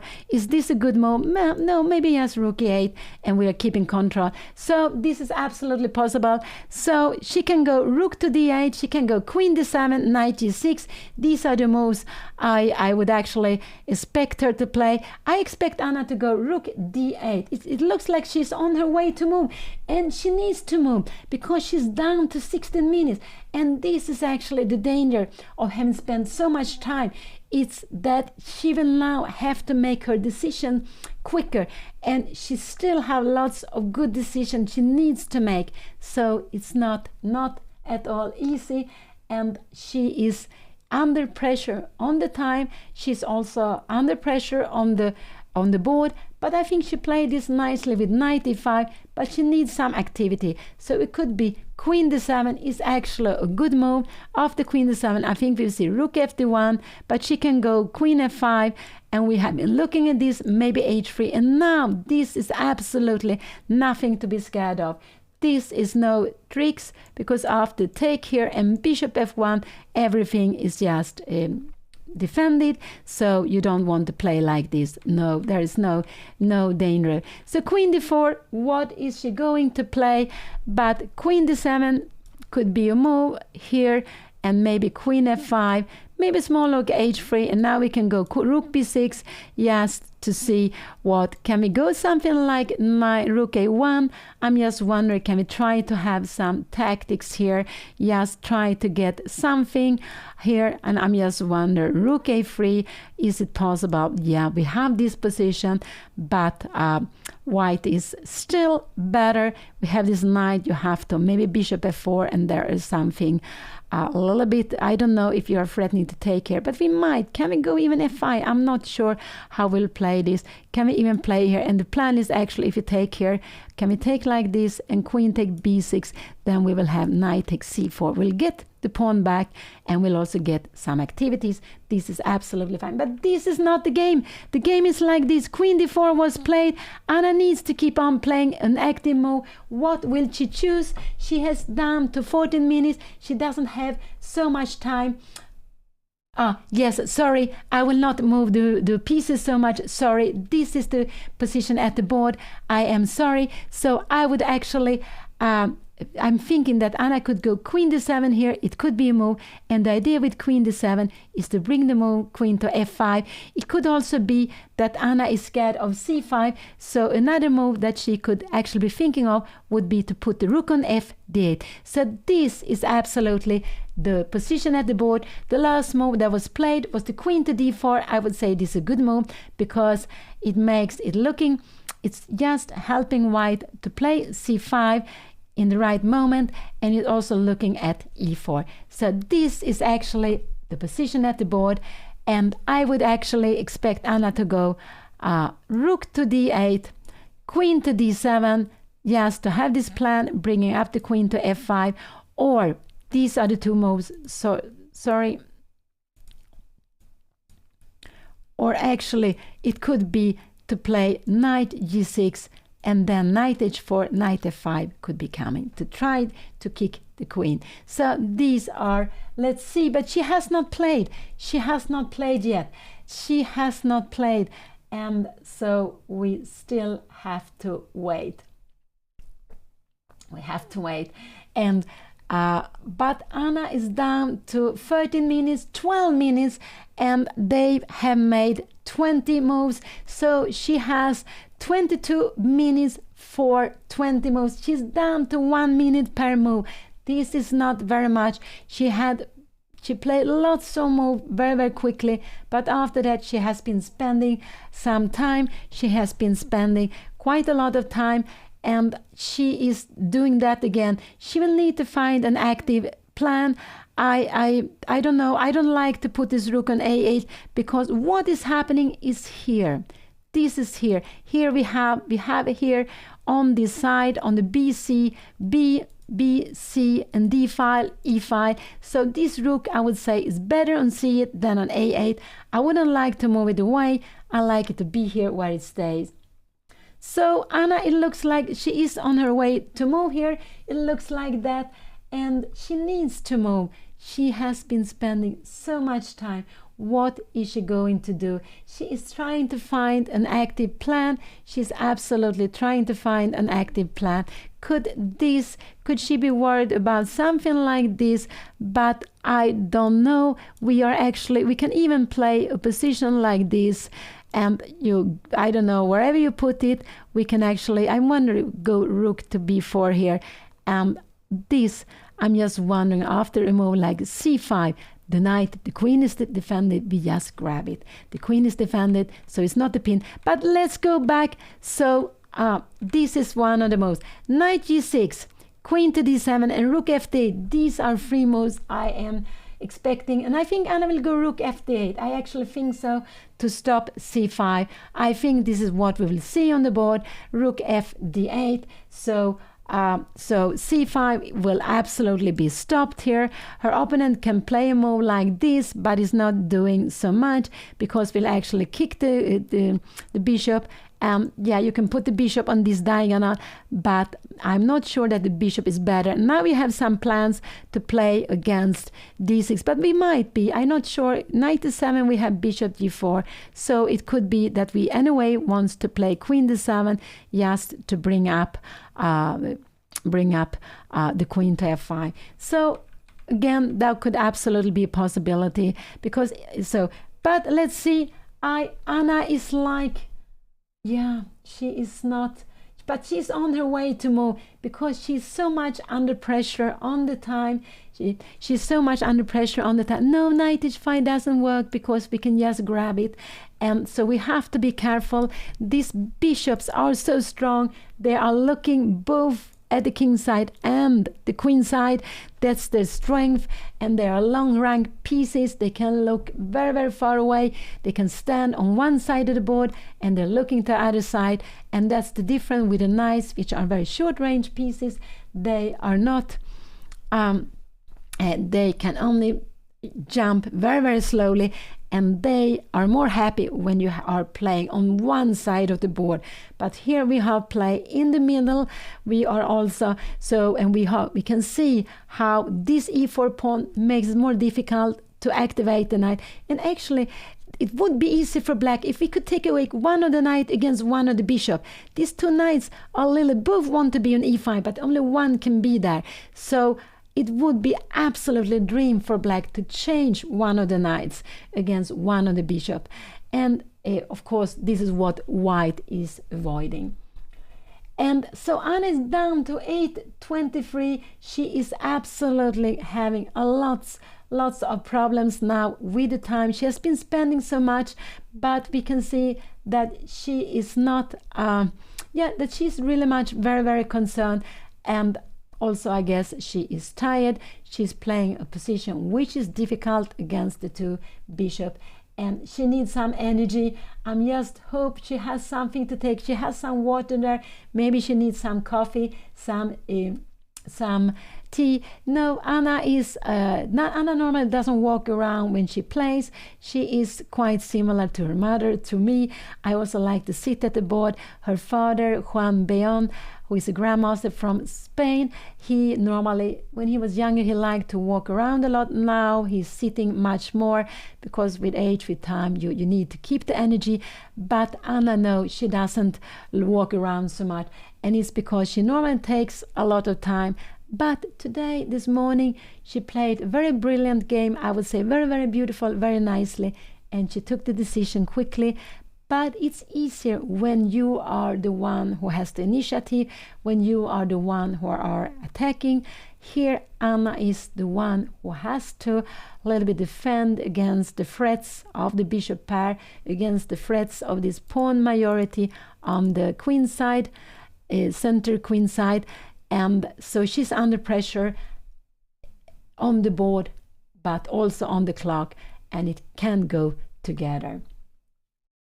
So Anna, yeah, she needs to move, and she has sank again into time. She's down to 6 minutes. She's absolutely down to 6 minutes, 7 minutes, and she will need to move. And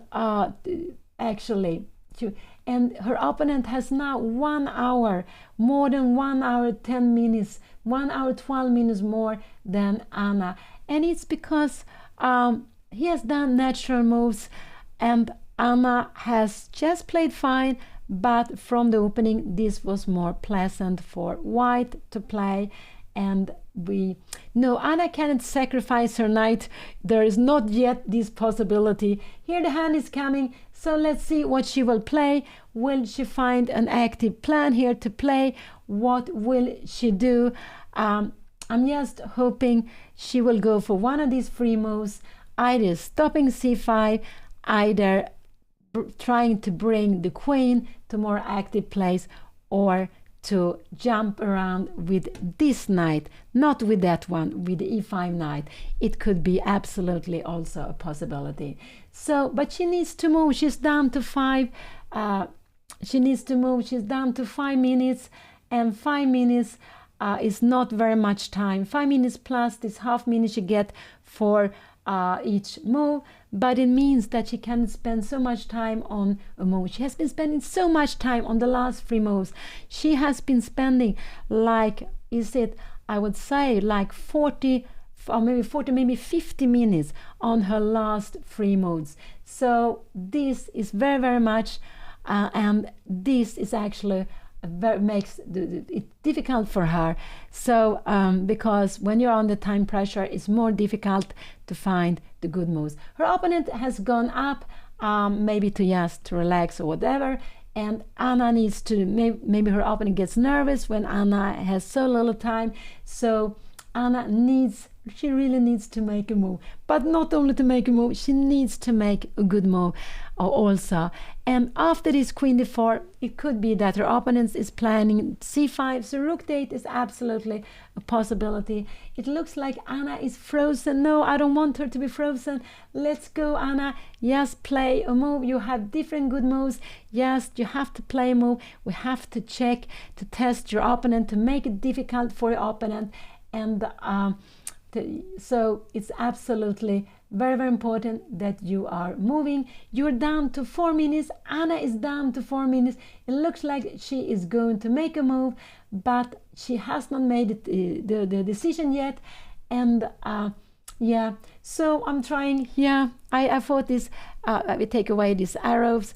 We took away the arrows. No, I don't think Anna forgot about the clock. I just feel that Anna she feels the pressure in the position and she has difficulty to make the decision. She's probably also tired, and that's why we see this long time she is spending after each move. So let's see now. Let's see what she is doing, what she's going to play here. But she needs to play. She's down to 3 minutes. She really needs to play here. And we can see there are some players behind there. They can also see the clocks. And it's like 1 hour and 15. It's like 70 minutes, 75 minutes difference. So but 30 seconds per move. It's of course 30 seconds better than nothing. But she really needs to make a move now. And we can see that there are players looking. I don't know if they're looking at the board or if they are more looking at the clock, because Anna is just, it's like she is frozen here, but she hasn't forgot about the time. She cannot have forgotten about the time, but she cannot make up her mind. She cannot make up her mind what to play. And she's down to 2:33. I'm getting so much here. And here it came. She played queen d7. This was absolutely one of the good moves. Absolutely one of the good moves, and one of the moves I liked. And actually now, what could it be her plan here? Her plan is not to go. I think we see now a rook fd1, and now I don't want the queen to go here. The queen is not doing here anything. You will just, after a move like this, here we cannot take it, and I just want to show what can happen, because here we will just take. We can take on e5. Maybe we can also take on c5. We can actually play. I'm just wondering here. This. We can even play this, but no. She can go queen a4, but I don't think the queen should be on a4. I don't think so. I think after Anna played queen d7, and I guess we will see rook fd1, absolutely. But after rook fd1, I would just like, she can go rook fd8, absolutely, to stay here. She can absolutely do that. She can also go queen f5, just to have it, the queen a little more active, and she has some plan with knight f3. If her opponent now, because her opponent played very, very quickly. What did her opponent play? Her opponent played h3. Anna went queen f5 here now, very, very quickly. She played this move. And now, actually, if her opponent let's see her opponent play something like c5, this would absolutely be a mistake.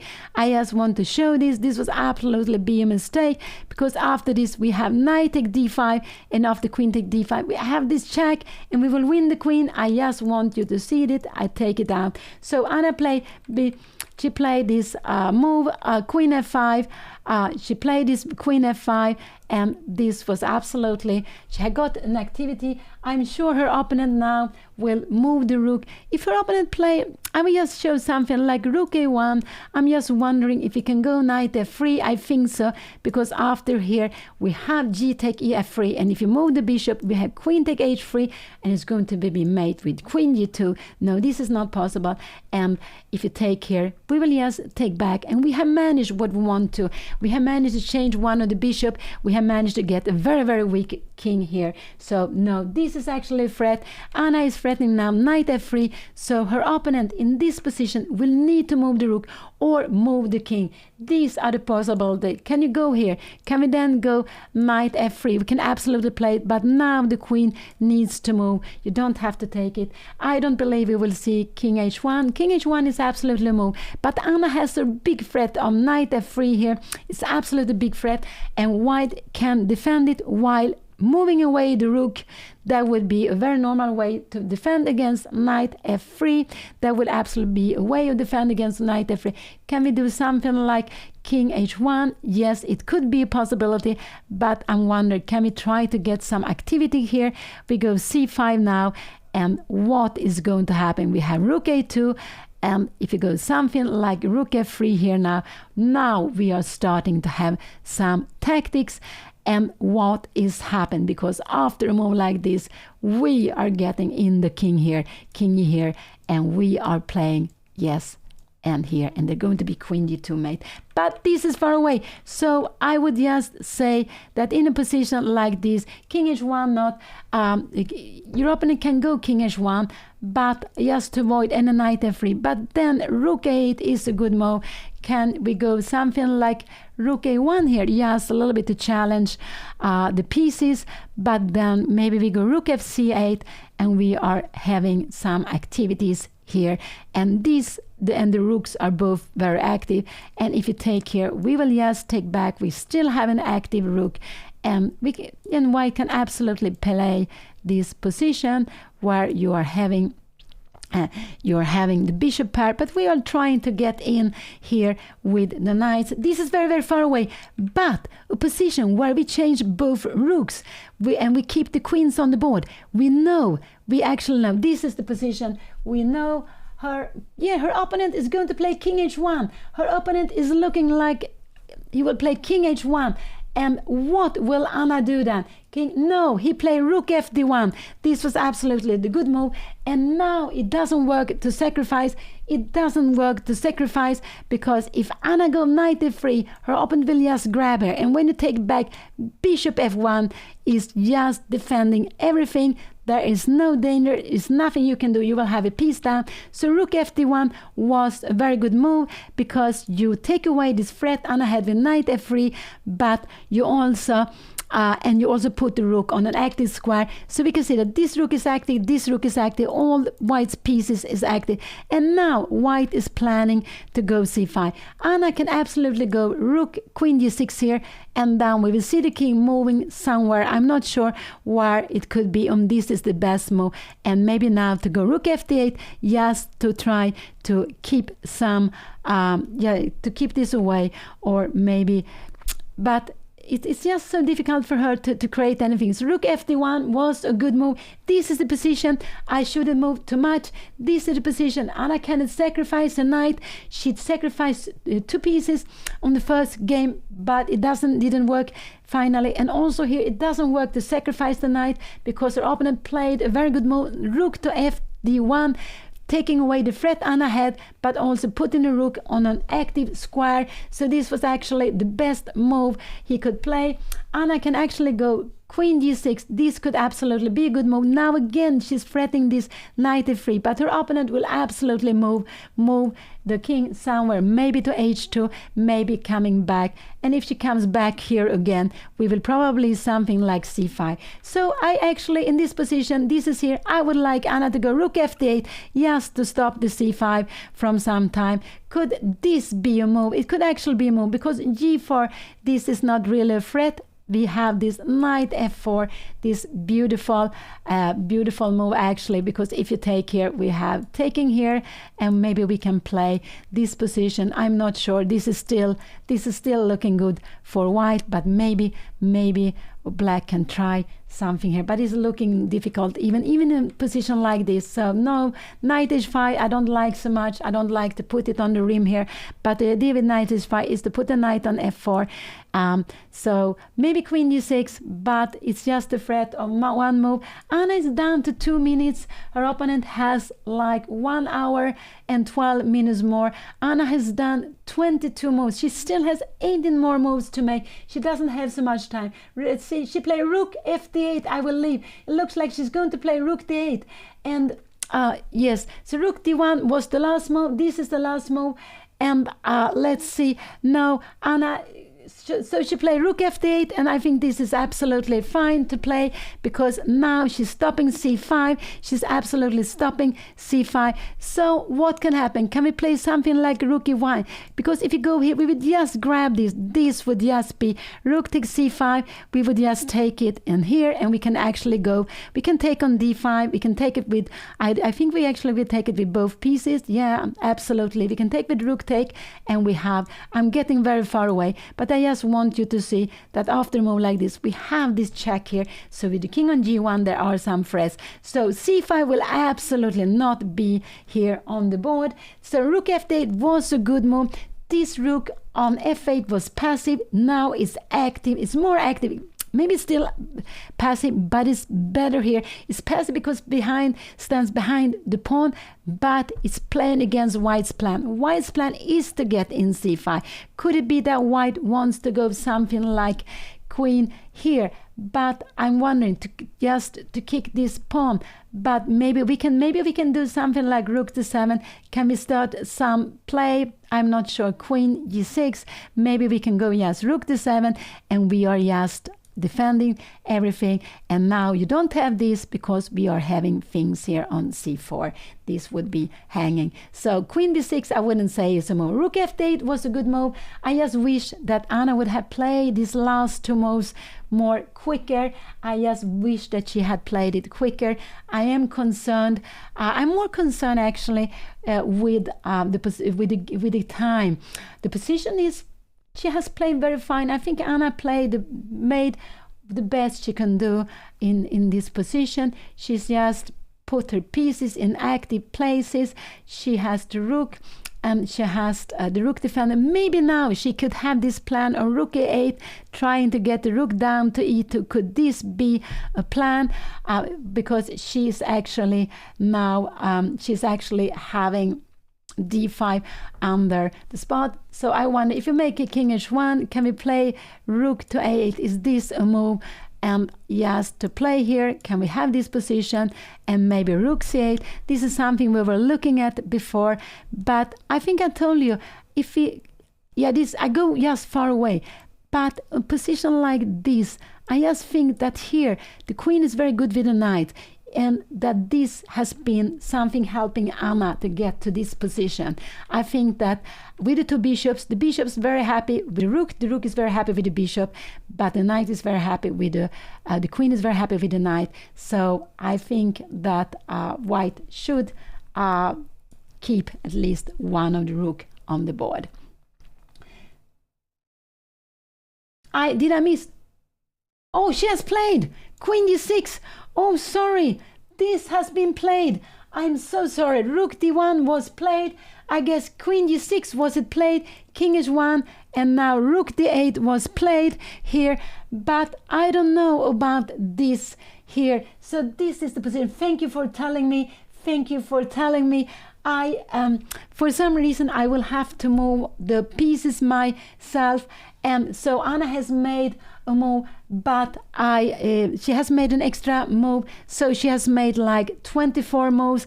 But I would say that this queen is a little bit worse placed here than before. If bishop f4 comes here now, I guess we need to go rook here. Can we put some pressure here? Maybe not. Could there be some, could we have some, I have no idea. If we have some tactics here, e take d3, what will happen after bishop here? Do we have some countering here? We have actually lots of tricks here, and I just want to show you one of those tricks, and this is this beautiful rook e1 check, and after this we will actually win the queen. And if you go, I just want to show 1 second more. We have this beautiful, beautiful here. But I miss some moves. I'm not allowed to miss some moves. Her opponent has played again.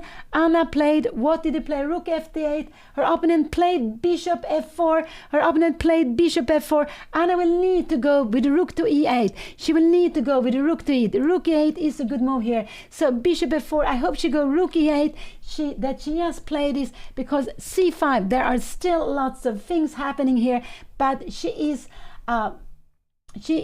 having, so I think she needs to go here. Now it could be that her opponent will go c5. It could absolutely be that her opponent will go c5 in a position like this, and then Anna has this beautiful knight d3. This is just difficult to see, to play like this. What is going to happen? There are some tactics here. Maybe c5, c6 is a good move, but there are some, I have no idea. Because we have these pawns. If you take like this, can we go rook e4? What is going to happen here? We have this pawn is actually, and everything is defending. So this is actually getting very good. So here we have some problems. After rook e4, I guess we have c-take. Can we play this move here? Can we play this move here? We can just, no, it's not really clear. There's lots of tactics going on here, but it's very difficult to make. And Anna is having so little time. Has she played? What did she play? No, she played something else. What did she play? She played, I cannot see. Anna played queen f5, but this is not the move I like her to play. This is not the move, because now her opponent can take here, and her opponent will absolutely go queen b6. And I would say here that this is, can Anna create some counterplay here? I don't know. Can she play something here? I really don't know. What can she be doing here? Because now we have this 3 against 1. So queen f5, that's why I prefer the queen to be f5. What did her opponent play? Her opponent has played already. I can't see what did her opponent play. Her opponent played, he retreated. Where did he put the bishop? He went back with the bishop to where? Where did he put the bishop? Where did he go? Did he go queen e3? Did he play queen e3? He played queen e3. But I would say that this is not such a good move. This is a very strange move he played. Queen e3. He is putting, why? He's putting the queen over here. Is he going to play g4? Is this his next move? He wants to play g4 and then maybe take on e5. I would just say that rook e8 is a very good move here to play. Absolutely. Is he planning g4? Could it be? And Anna, what did she play here? What did she do? They are just, queen e3 was played here. What did she play here? I cannot see what she has done. She played, did she go b5? Did she go b5 here? I think she went b5. But now this is a problem because of g4. This is actually a problem because of g4. Everything else would be good. But now g4 is the problem, because if you take here, we will absolutely take back with the queen. So maybe in this position, maybe could h5 have been a move just to stop g4. But then you have this, and we have this pin. It wouldn't be so nice to play this either. So this is actually, b5 is a good idea. And there is only one problem with b5. Only one problem, and the problem is g4. The queen will have to retreat, queen g6, and you will take here, and you take here. And now, what? C take b5, but we have knight take d5. And no, this is actually not so easy to evaluate. You have to play like this. This is absolutely not so easy. The problem is we cannot play this like here because the b pawn is moving. And if we go knight take d5, we see that this is just a very, very nasty pin.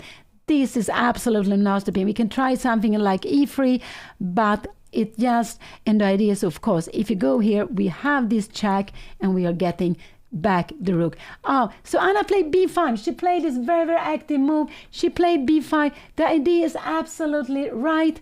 The idea is right, but white has a very, very fantastic idea. If you take here, we will take back with the queen, and if you take here, we will just take on d1. Probably we will take on c1 first and take on d1. No. So Anna played this very beautiful active move. Absolutely, we have this position. What is her opponent going to do? Is he going, because if Anna is to move, she will take on c4. She will take on c4 with the knight. She will get away. She will win a pawn. Actually, one is that she's winning a pawn, another is that she's getting away with the bishop. So Anna is having a big threat. But there is one. Her opponent could play this and just say that these pawns will absolutely be the one. And now you have to come here. She can absolutely, but we have this knight d3. I have no idea what is going to happen. If you go queen c7, you can go here just to kick the rook. But after a move like this here, I guess we have this knight d4. We have lots of threats against f2, the queen. But this is again, so we can see with the knight there is so tricky. So she played b5. What did her opponent has played? Her opponent played c5. Her opponent played c5. Now, knight d3 is the good move. Knight d3 is the good move. But what did Anna do? Anna, she played knight took d5. She played knight take d5. Could this be possible? So c5 was played. c5 was played. And what did Anna play here?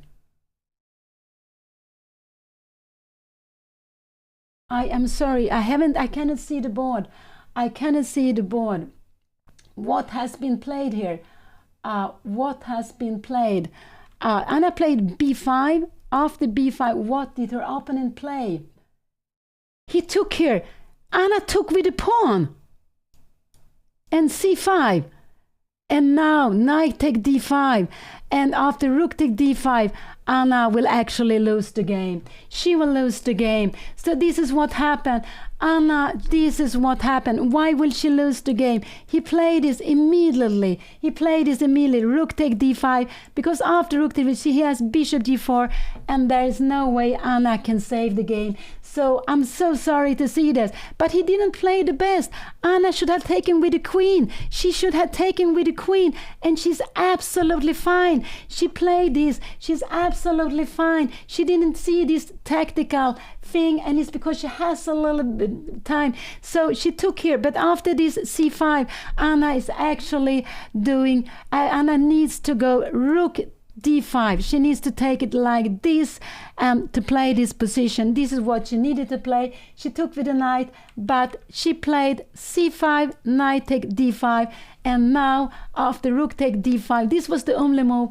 Anna is actually lost. She will take back here, but after bishop g4, she will be a piece down, and not only a piece down, she doesn't have any way to fight against this. I cannot see any way for her to fight against this. She will go maybe bishop g3, try something rook d3.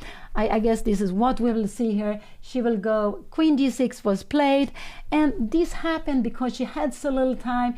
This happened because she had so little time. Her opponent will absolutely grab the rook, and now I think we see rook d3 on the board. We will absolutely see rook d3 on the board, but there is no way Anna can. There's no way Anna can actually play some. So rook d3 because she needs to play some active moves. This is absolutely very, very good, and actually it's even in position like this, her opponent could even play c6 and decide the game with this. But I'm sure her opponent is going to move away the queen. I think we'll see queen e2 looks very normal move. Can she try something? Yeah, she can play queen g5, put some pressure here. After rook d1, can we try something? Yeah, we can have queen d8. We are putting some pressure here on both. After this, we will actually e take d3, but even queen take here, even a position like this is absolutely no chance to save, because they are equal pawns, but this c5 pawn is so strong. This is absolutely very, very strong pawn, and it will decide the game. So this is very, very far away. Anna play rook here, rook d3. Her opponent is thinking, and her opponent, this is absolutely the position. I'm just so sorry, because Anna played the most very well. She made the wrong decision to take back with the pawn. She should have taken back with the queen. If she had done that, it would have been absolutely equal chances, but she made for this, and she missed the tactical thing, and this is what happens when you don't have so much time. Her opponent is thinking, and he has lots of time. He has a piece more, and Anna has very little time, and it would be a miracle if Anna can save this. She went into a tactical sequence that lost a piece, and we see here now she's playing with a piece down. This is very typical. The young players always see these tactical things. He had seen it. So I'm just so sorry that Anna, when she got the chance, she played so beautiful, but she made one wrong decision, and then this happened.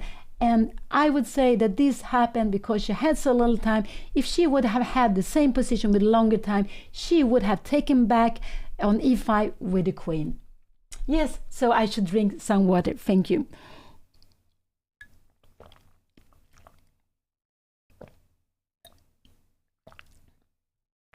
And queen e2 was played. Now I like queen g5. I like queen g5 just to put some pressure, just to make some more moves. We having threats here. We are against the rook on c1, and after rook to d1, we have queen d8. You can still go bishop g4, and what can we do? We can play something like f5, but you have bishop h5. Can we go something like g6 here? And what is going to happen? We have a check here. We are going up here, and maybe we can, we need to put the king on h8. So maybe, and we can just play with a piece up here like this. So this is not possible, but this is the only chance. So has Anna played? No, she hasn't played. Queen e2 was played. This is the position on the board. This is the position on the board. So no, it's not. It's like this. And so her opponent moved away with the queen to e2, and yeah, so now the opponent is just planning to walk down with this pawn, also actually just planning maybe to go bishop b7 to grab the pawn, but more than anything to walk down with the c pawn. Yes, if Anna goes f5, we will absolutely just see, I think, yes, c6, and after a move like this, we can go bishop g4, or we can even go c2. This is just, nothing is happening here. We can just grab this here, and after here, we will just have a check here, and we have the king very, very safe. This, let's say, so let's go back. This is the position on the board. It's like this. Anna, what did she play? Anna played f5. She played this f5, but there is nothing she can do. There is a piece down. This is a pawn which will walk down. So it's just very, very hopeless. She is trying something, but I think she's realizing that this is not possible to save. But she finds some good moves. She actually find a very good moves. She played a very good plan in the position she had, but she played it too slowly, and this was the mistake. And then with little time, she went wrong. And here we see that white has an extra piece. White also has a pawn. And even if Anna walked down with a pawn to f3, there's no danger because this bishop is keeping everything under the control. Here we will see c6 is coming. We will see c6 coming. There is not so much Anna can do to stop this pawn. And we can see that when you have a pass pawn, the best is to stay with, here it came, the best is to stay with the rook behind the pass pawn. This is absolutely the best way to stay, and there is just nothing Anna can do. I guess she will go, Anna will go maybe f4, but it's just, there is just this bishop is so strong. It's just from the queen side, it's just keeping an eye on the king side, and there's absolutely nothing black can do to try. So Anna, what did she play? She played f4, and now actually I think we will see queen g4, and we have this, you know, this is very typical way of playing that when you are piece up, you are also having a winning c-pawn. You want to change queens, so Anna cannot avoid changing queens. Only way she can actually not avoid it at all. There will be changing queens, and I just think that because if she moves the queens, there will be queen e6 check.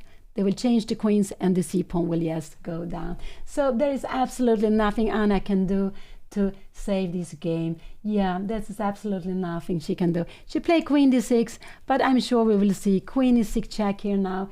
And this is absolutely what her opponent played. I think actually Anna will resign now. There is just nothing she can do to stop this c-pawn. There's absolutely nothing she can do to stop the c-pawn. So maybe she will, yes, she play one more move, king f8, but after changing and c7, this pawn is going to be a queen very, very quickly. And Anna will just play some few more moves, but she cannot save this game. And her opponent has played very, very well. Here we saw it taking, this is the position at the board. Now finally we got it up. Finally we got it up, because actually I have been moving here. It didn't work so well, but now finally this is working. And here we have queen d6. These moves has been played now. Finally we have the live board working, and now c7. There was a change on d6. This is the position. We can just put it up, and c7. This is the position on the board, and Anna cannot do anything here. Her opponent will just move away the bishop, and there will be a queen. So she can only, yeah, there is just nothing to do. So yes, Anna is just looking. She see that it's just yeah, it's just completely hopeless, really completely hopeless, because moving the bishop and the c-pawn will become a queen. There are no queens on the board, but there will be a queen very, very quickly. And I would say that Anna lost this game because of time.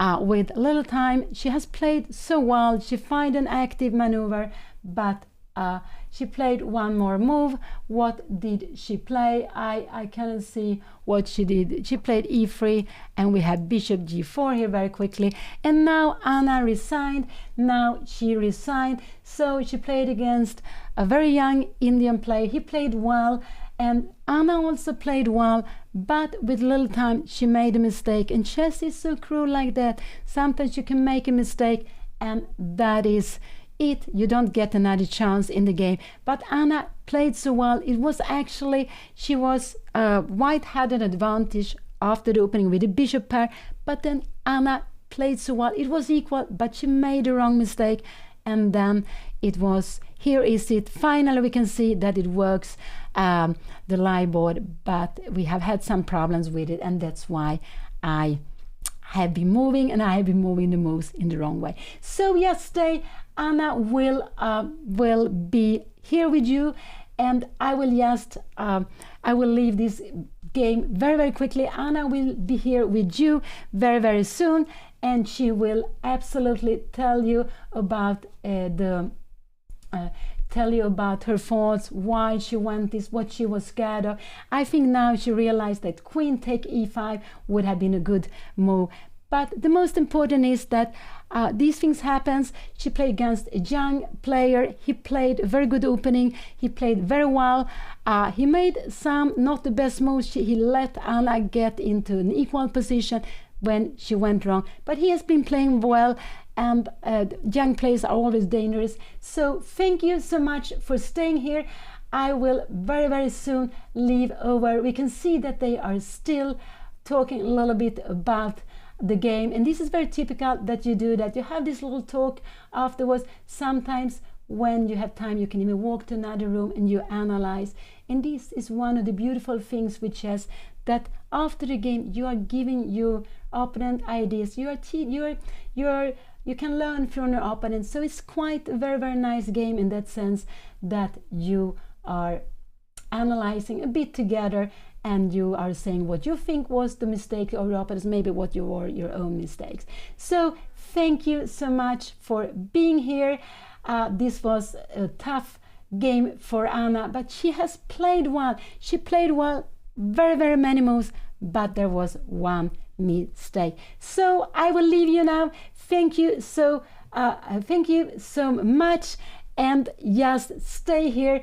Anna will be with you at any moment. She will absolutely be with you at any moment.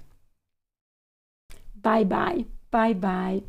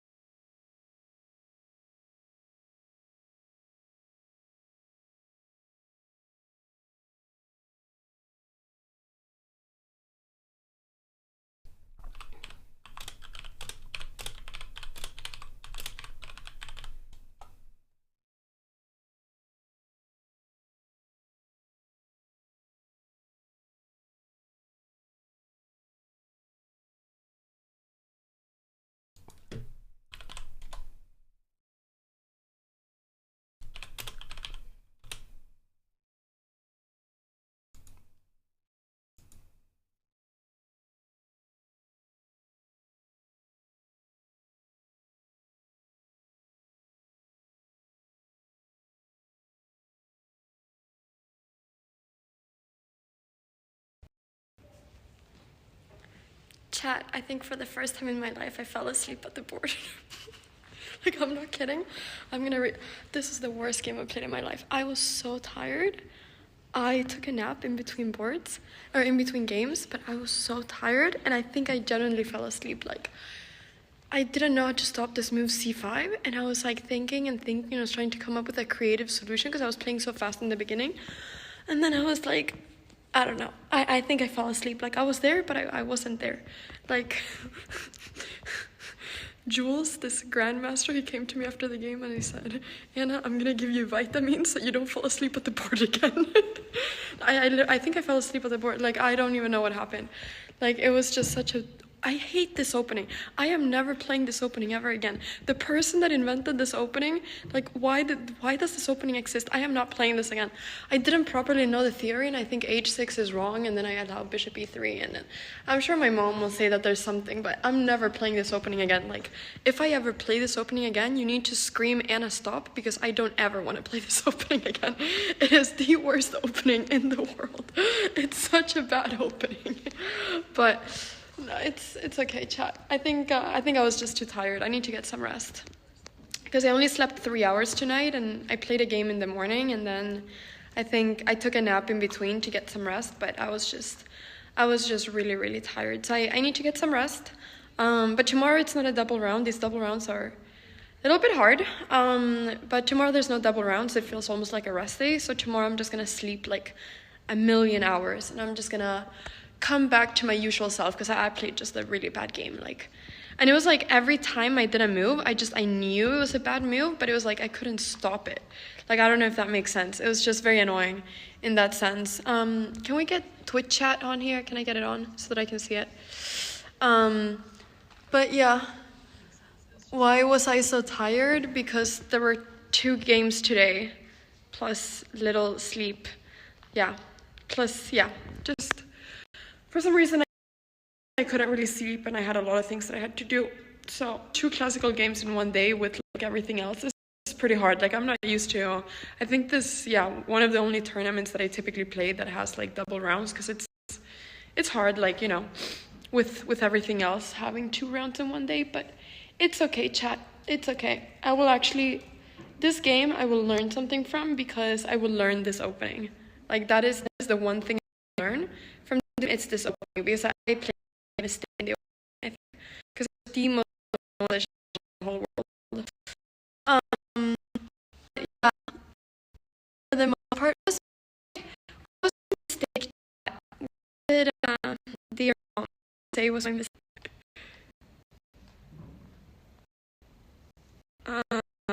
Wait a minute. No, it's just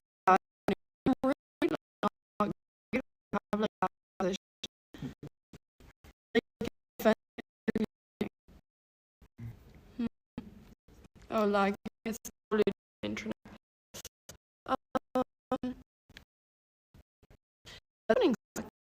Oh, actually, if I miss and then yeah, it's all kind of down now. 85 take,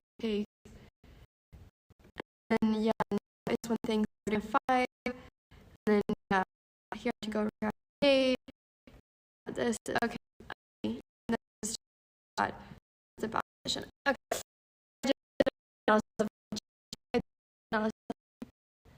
Oh,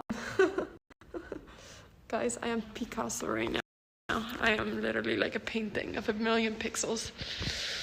I don't know, chat. I don't know why I played so bad, but it's okay. It wasn't terrible. I just got a bad opening, and then it just kind of went downhill.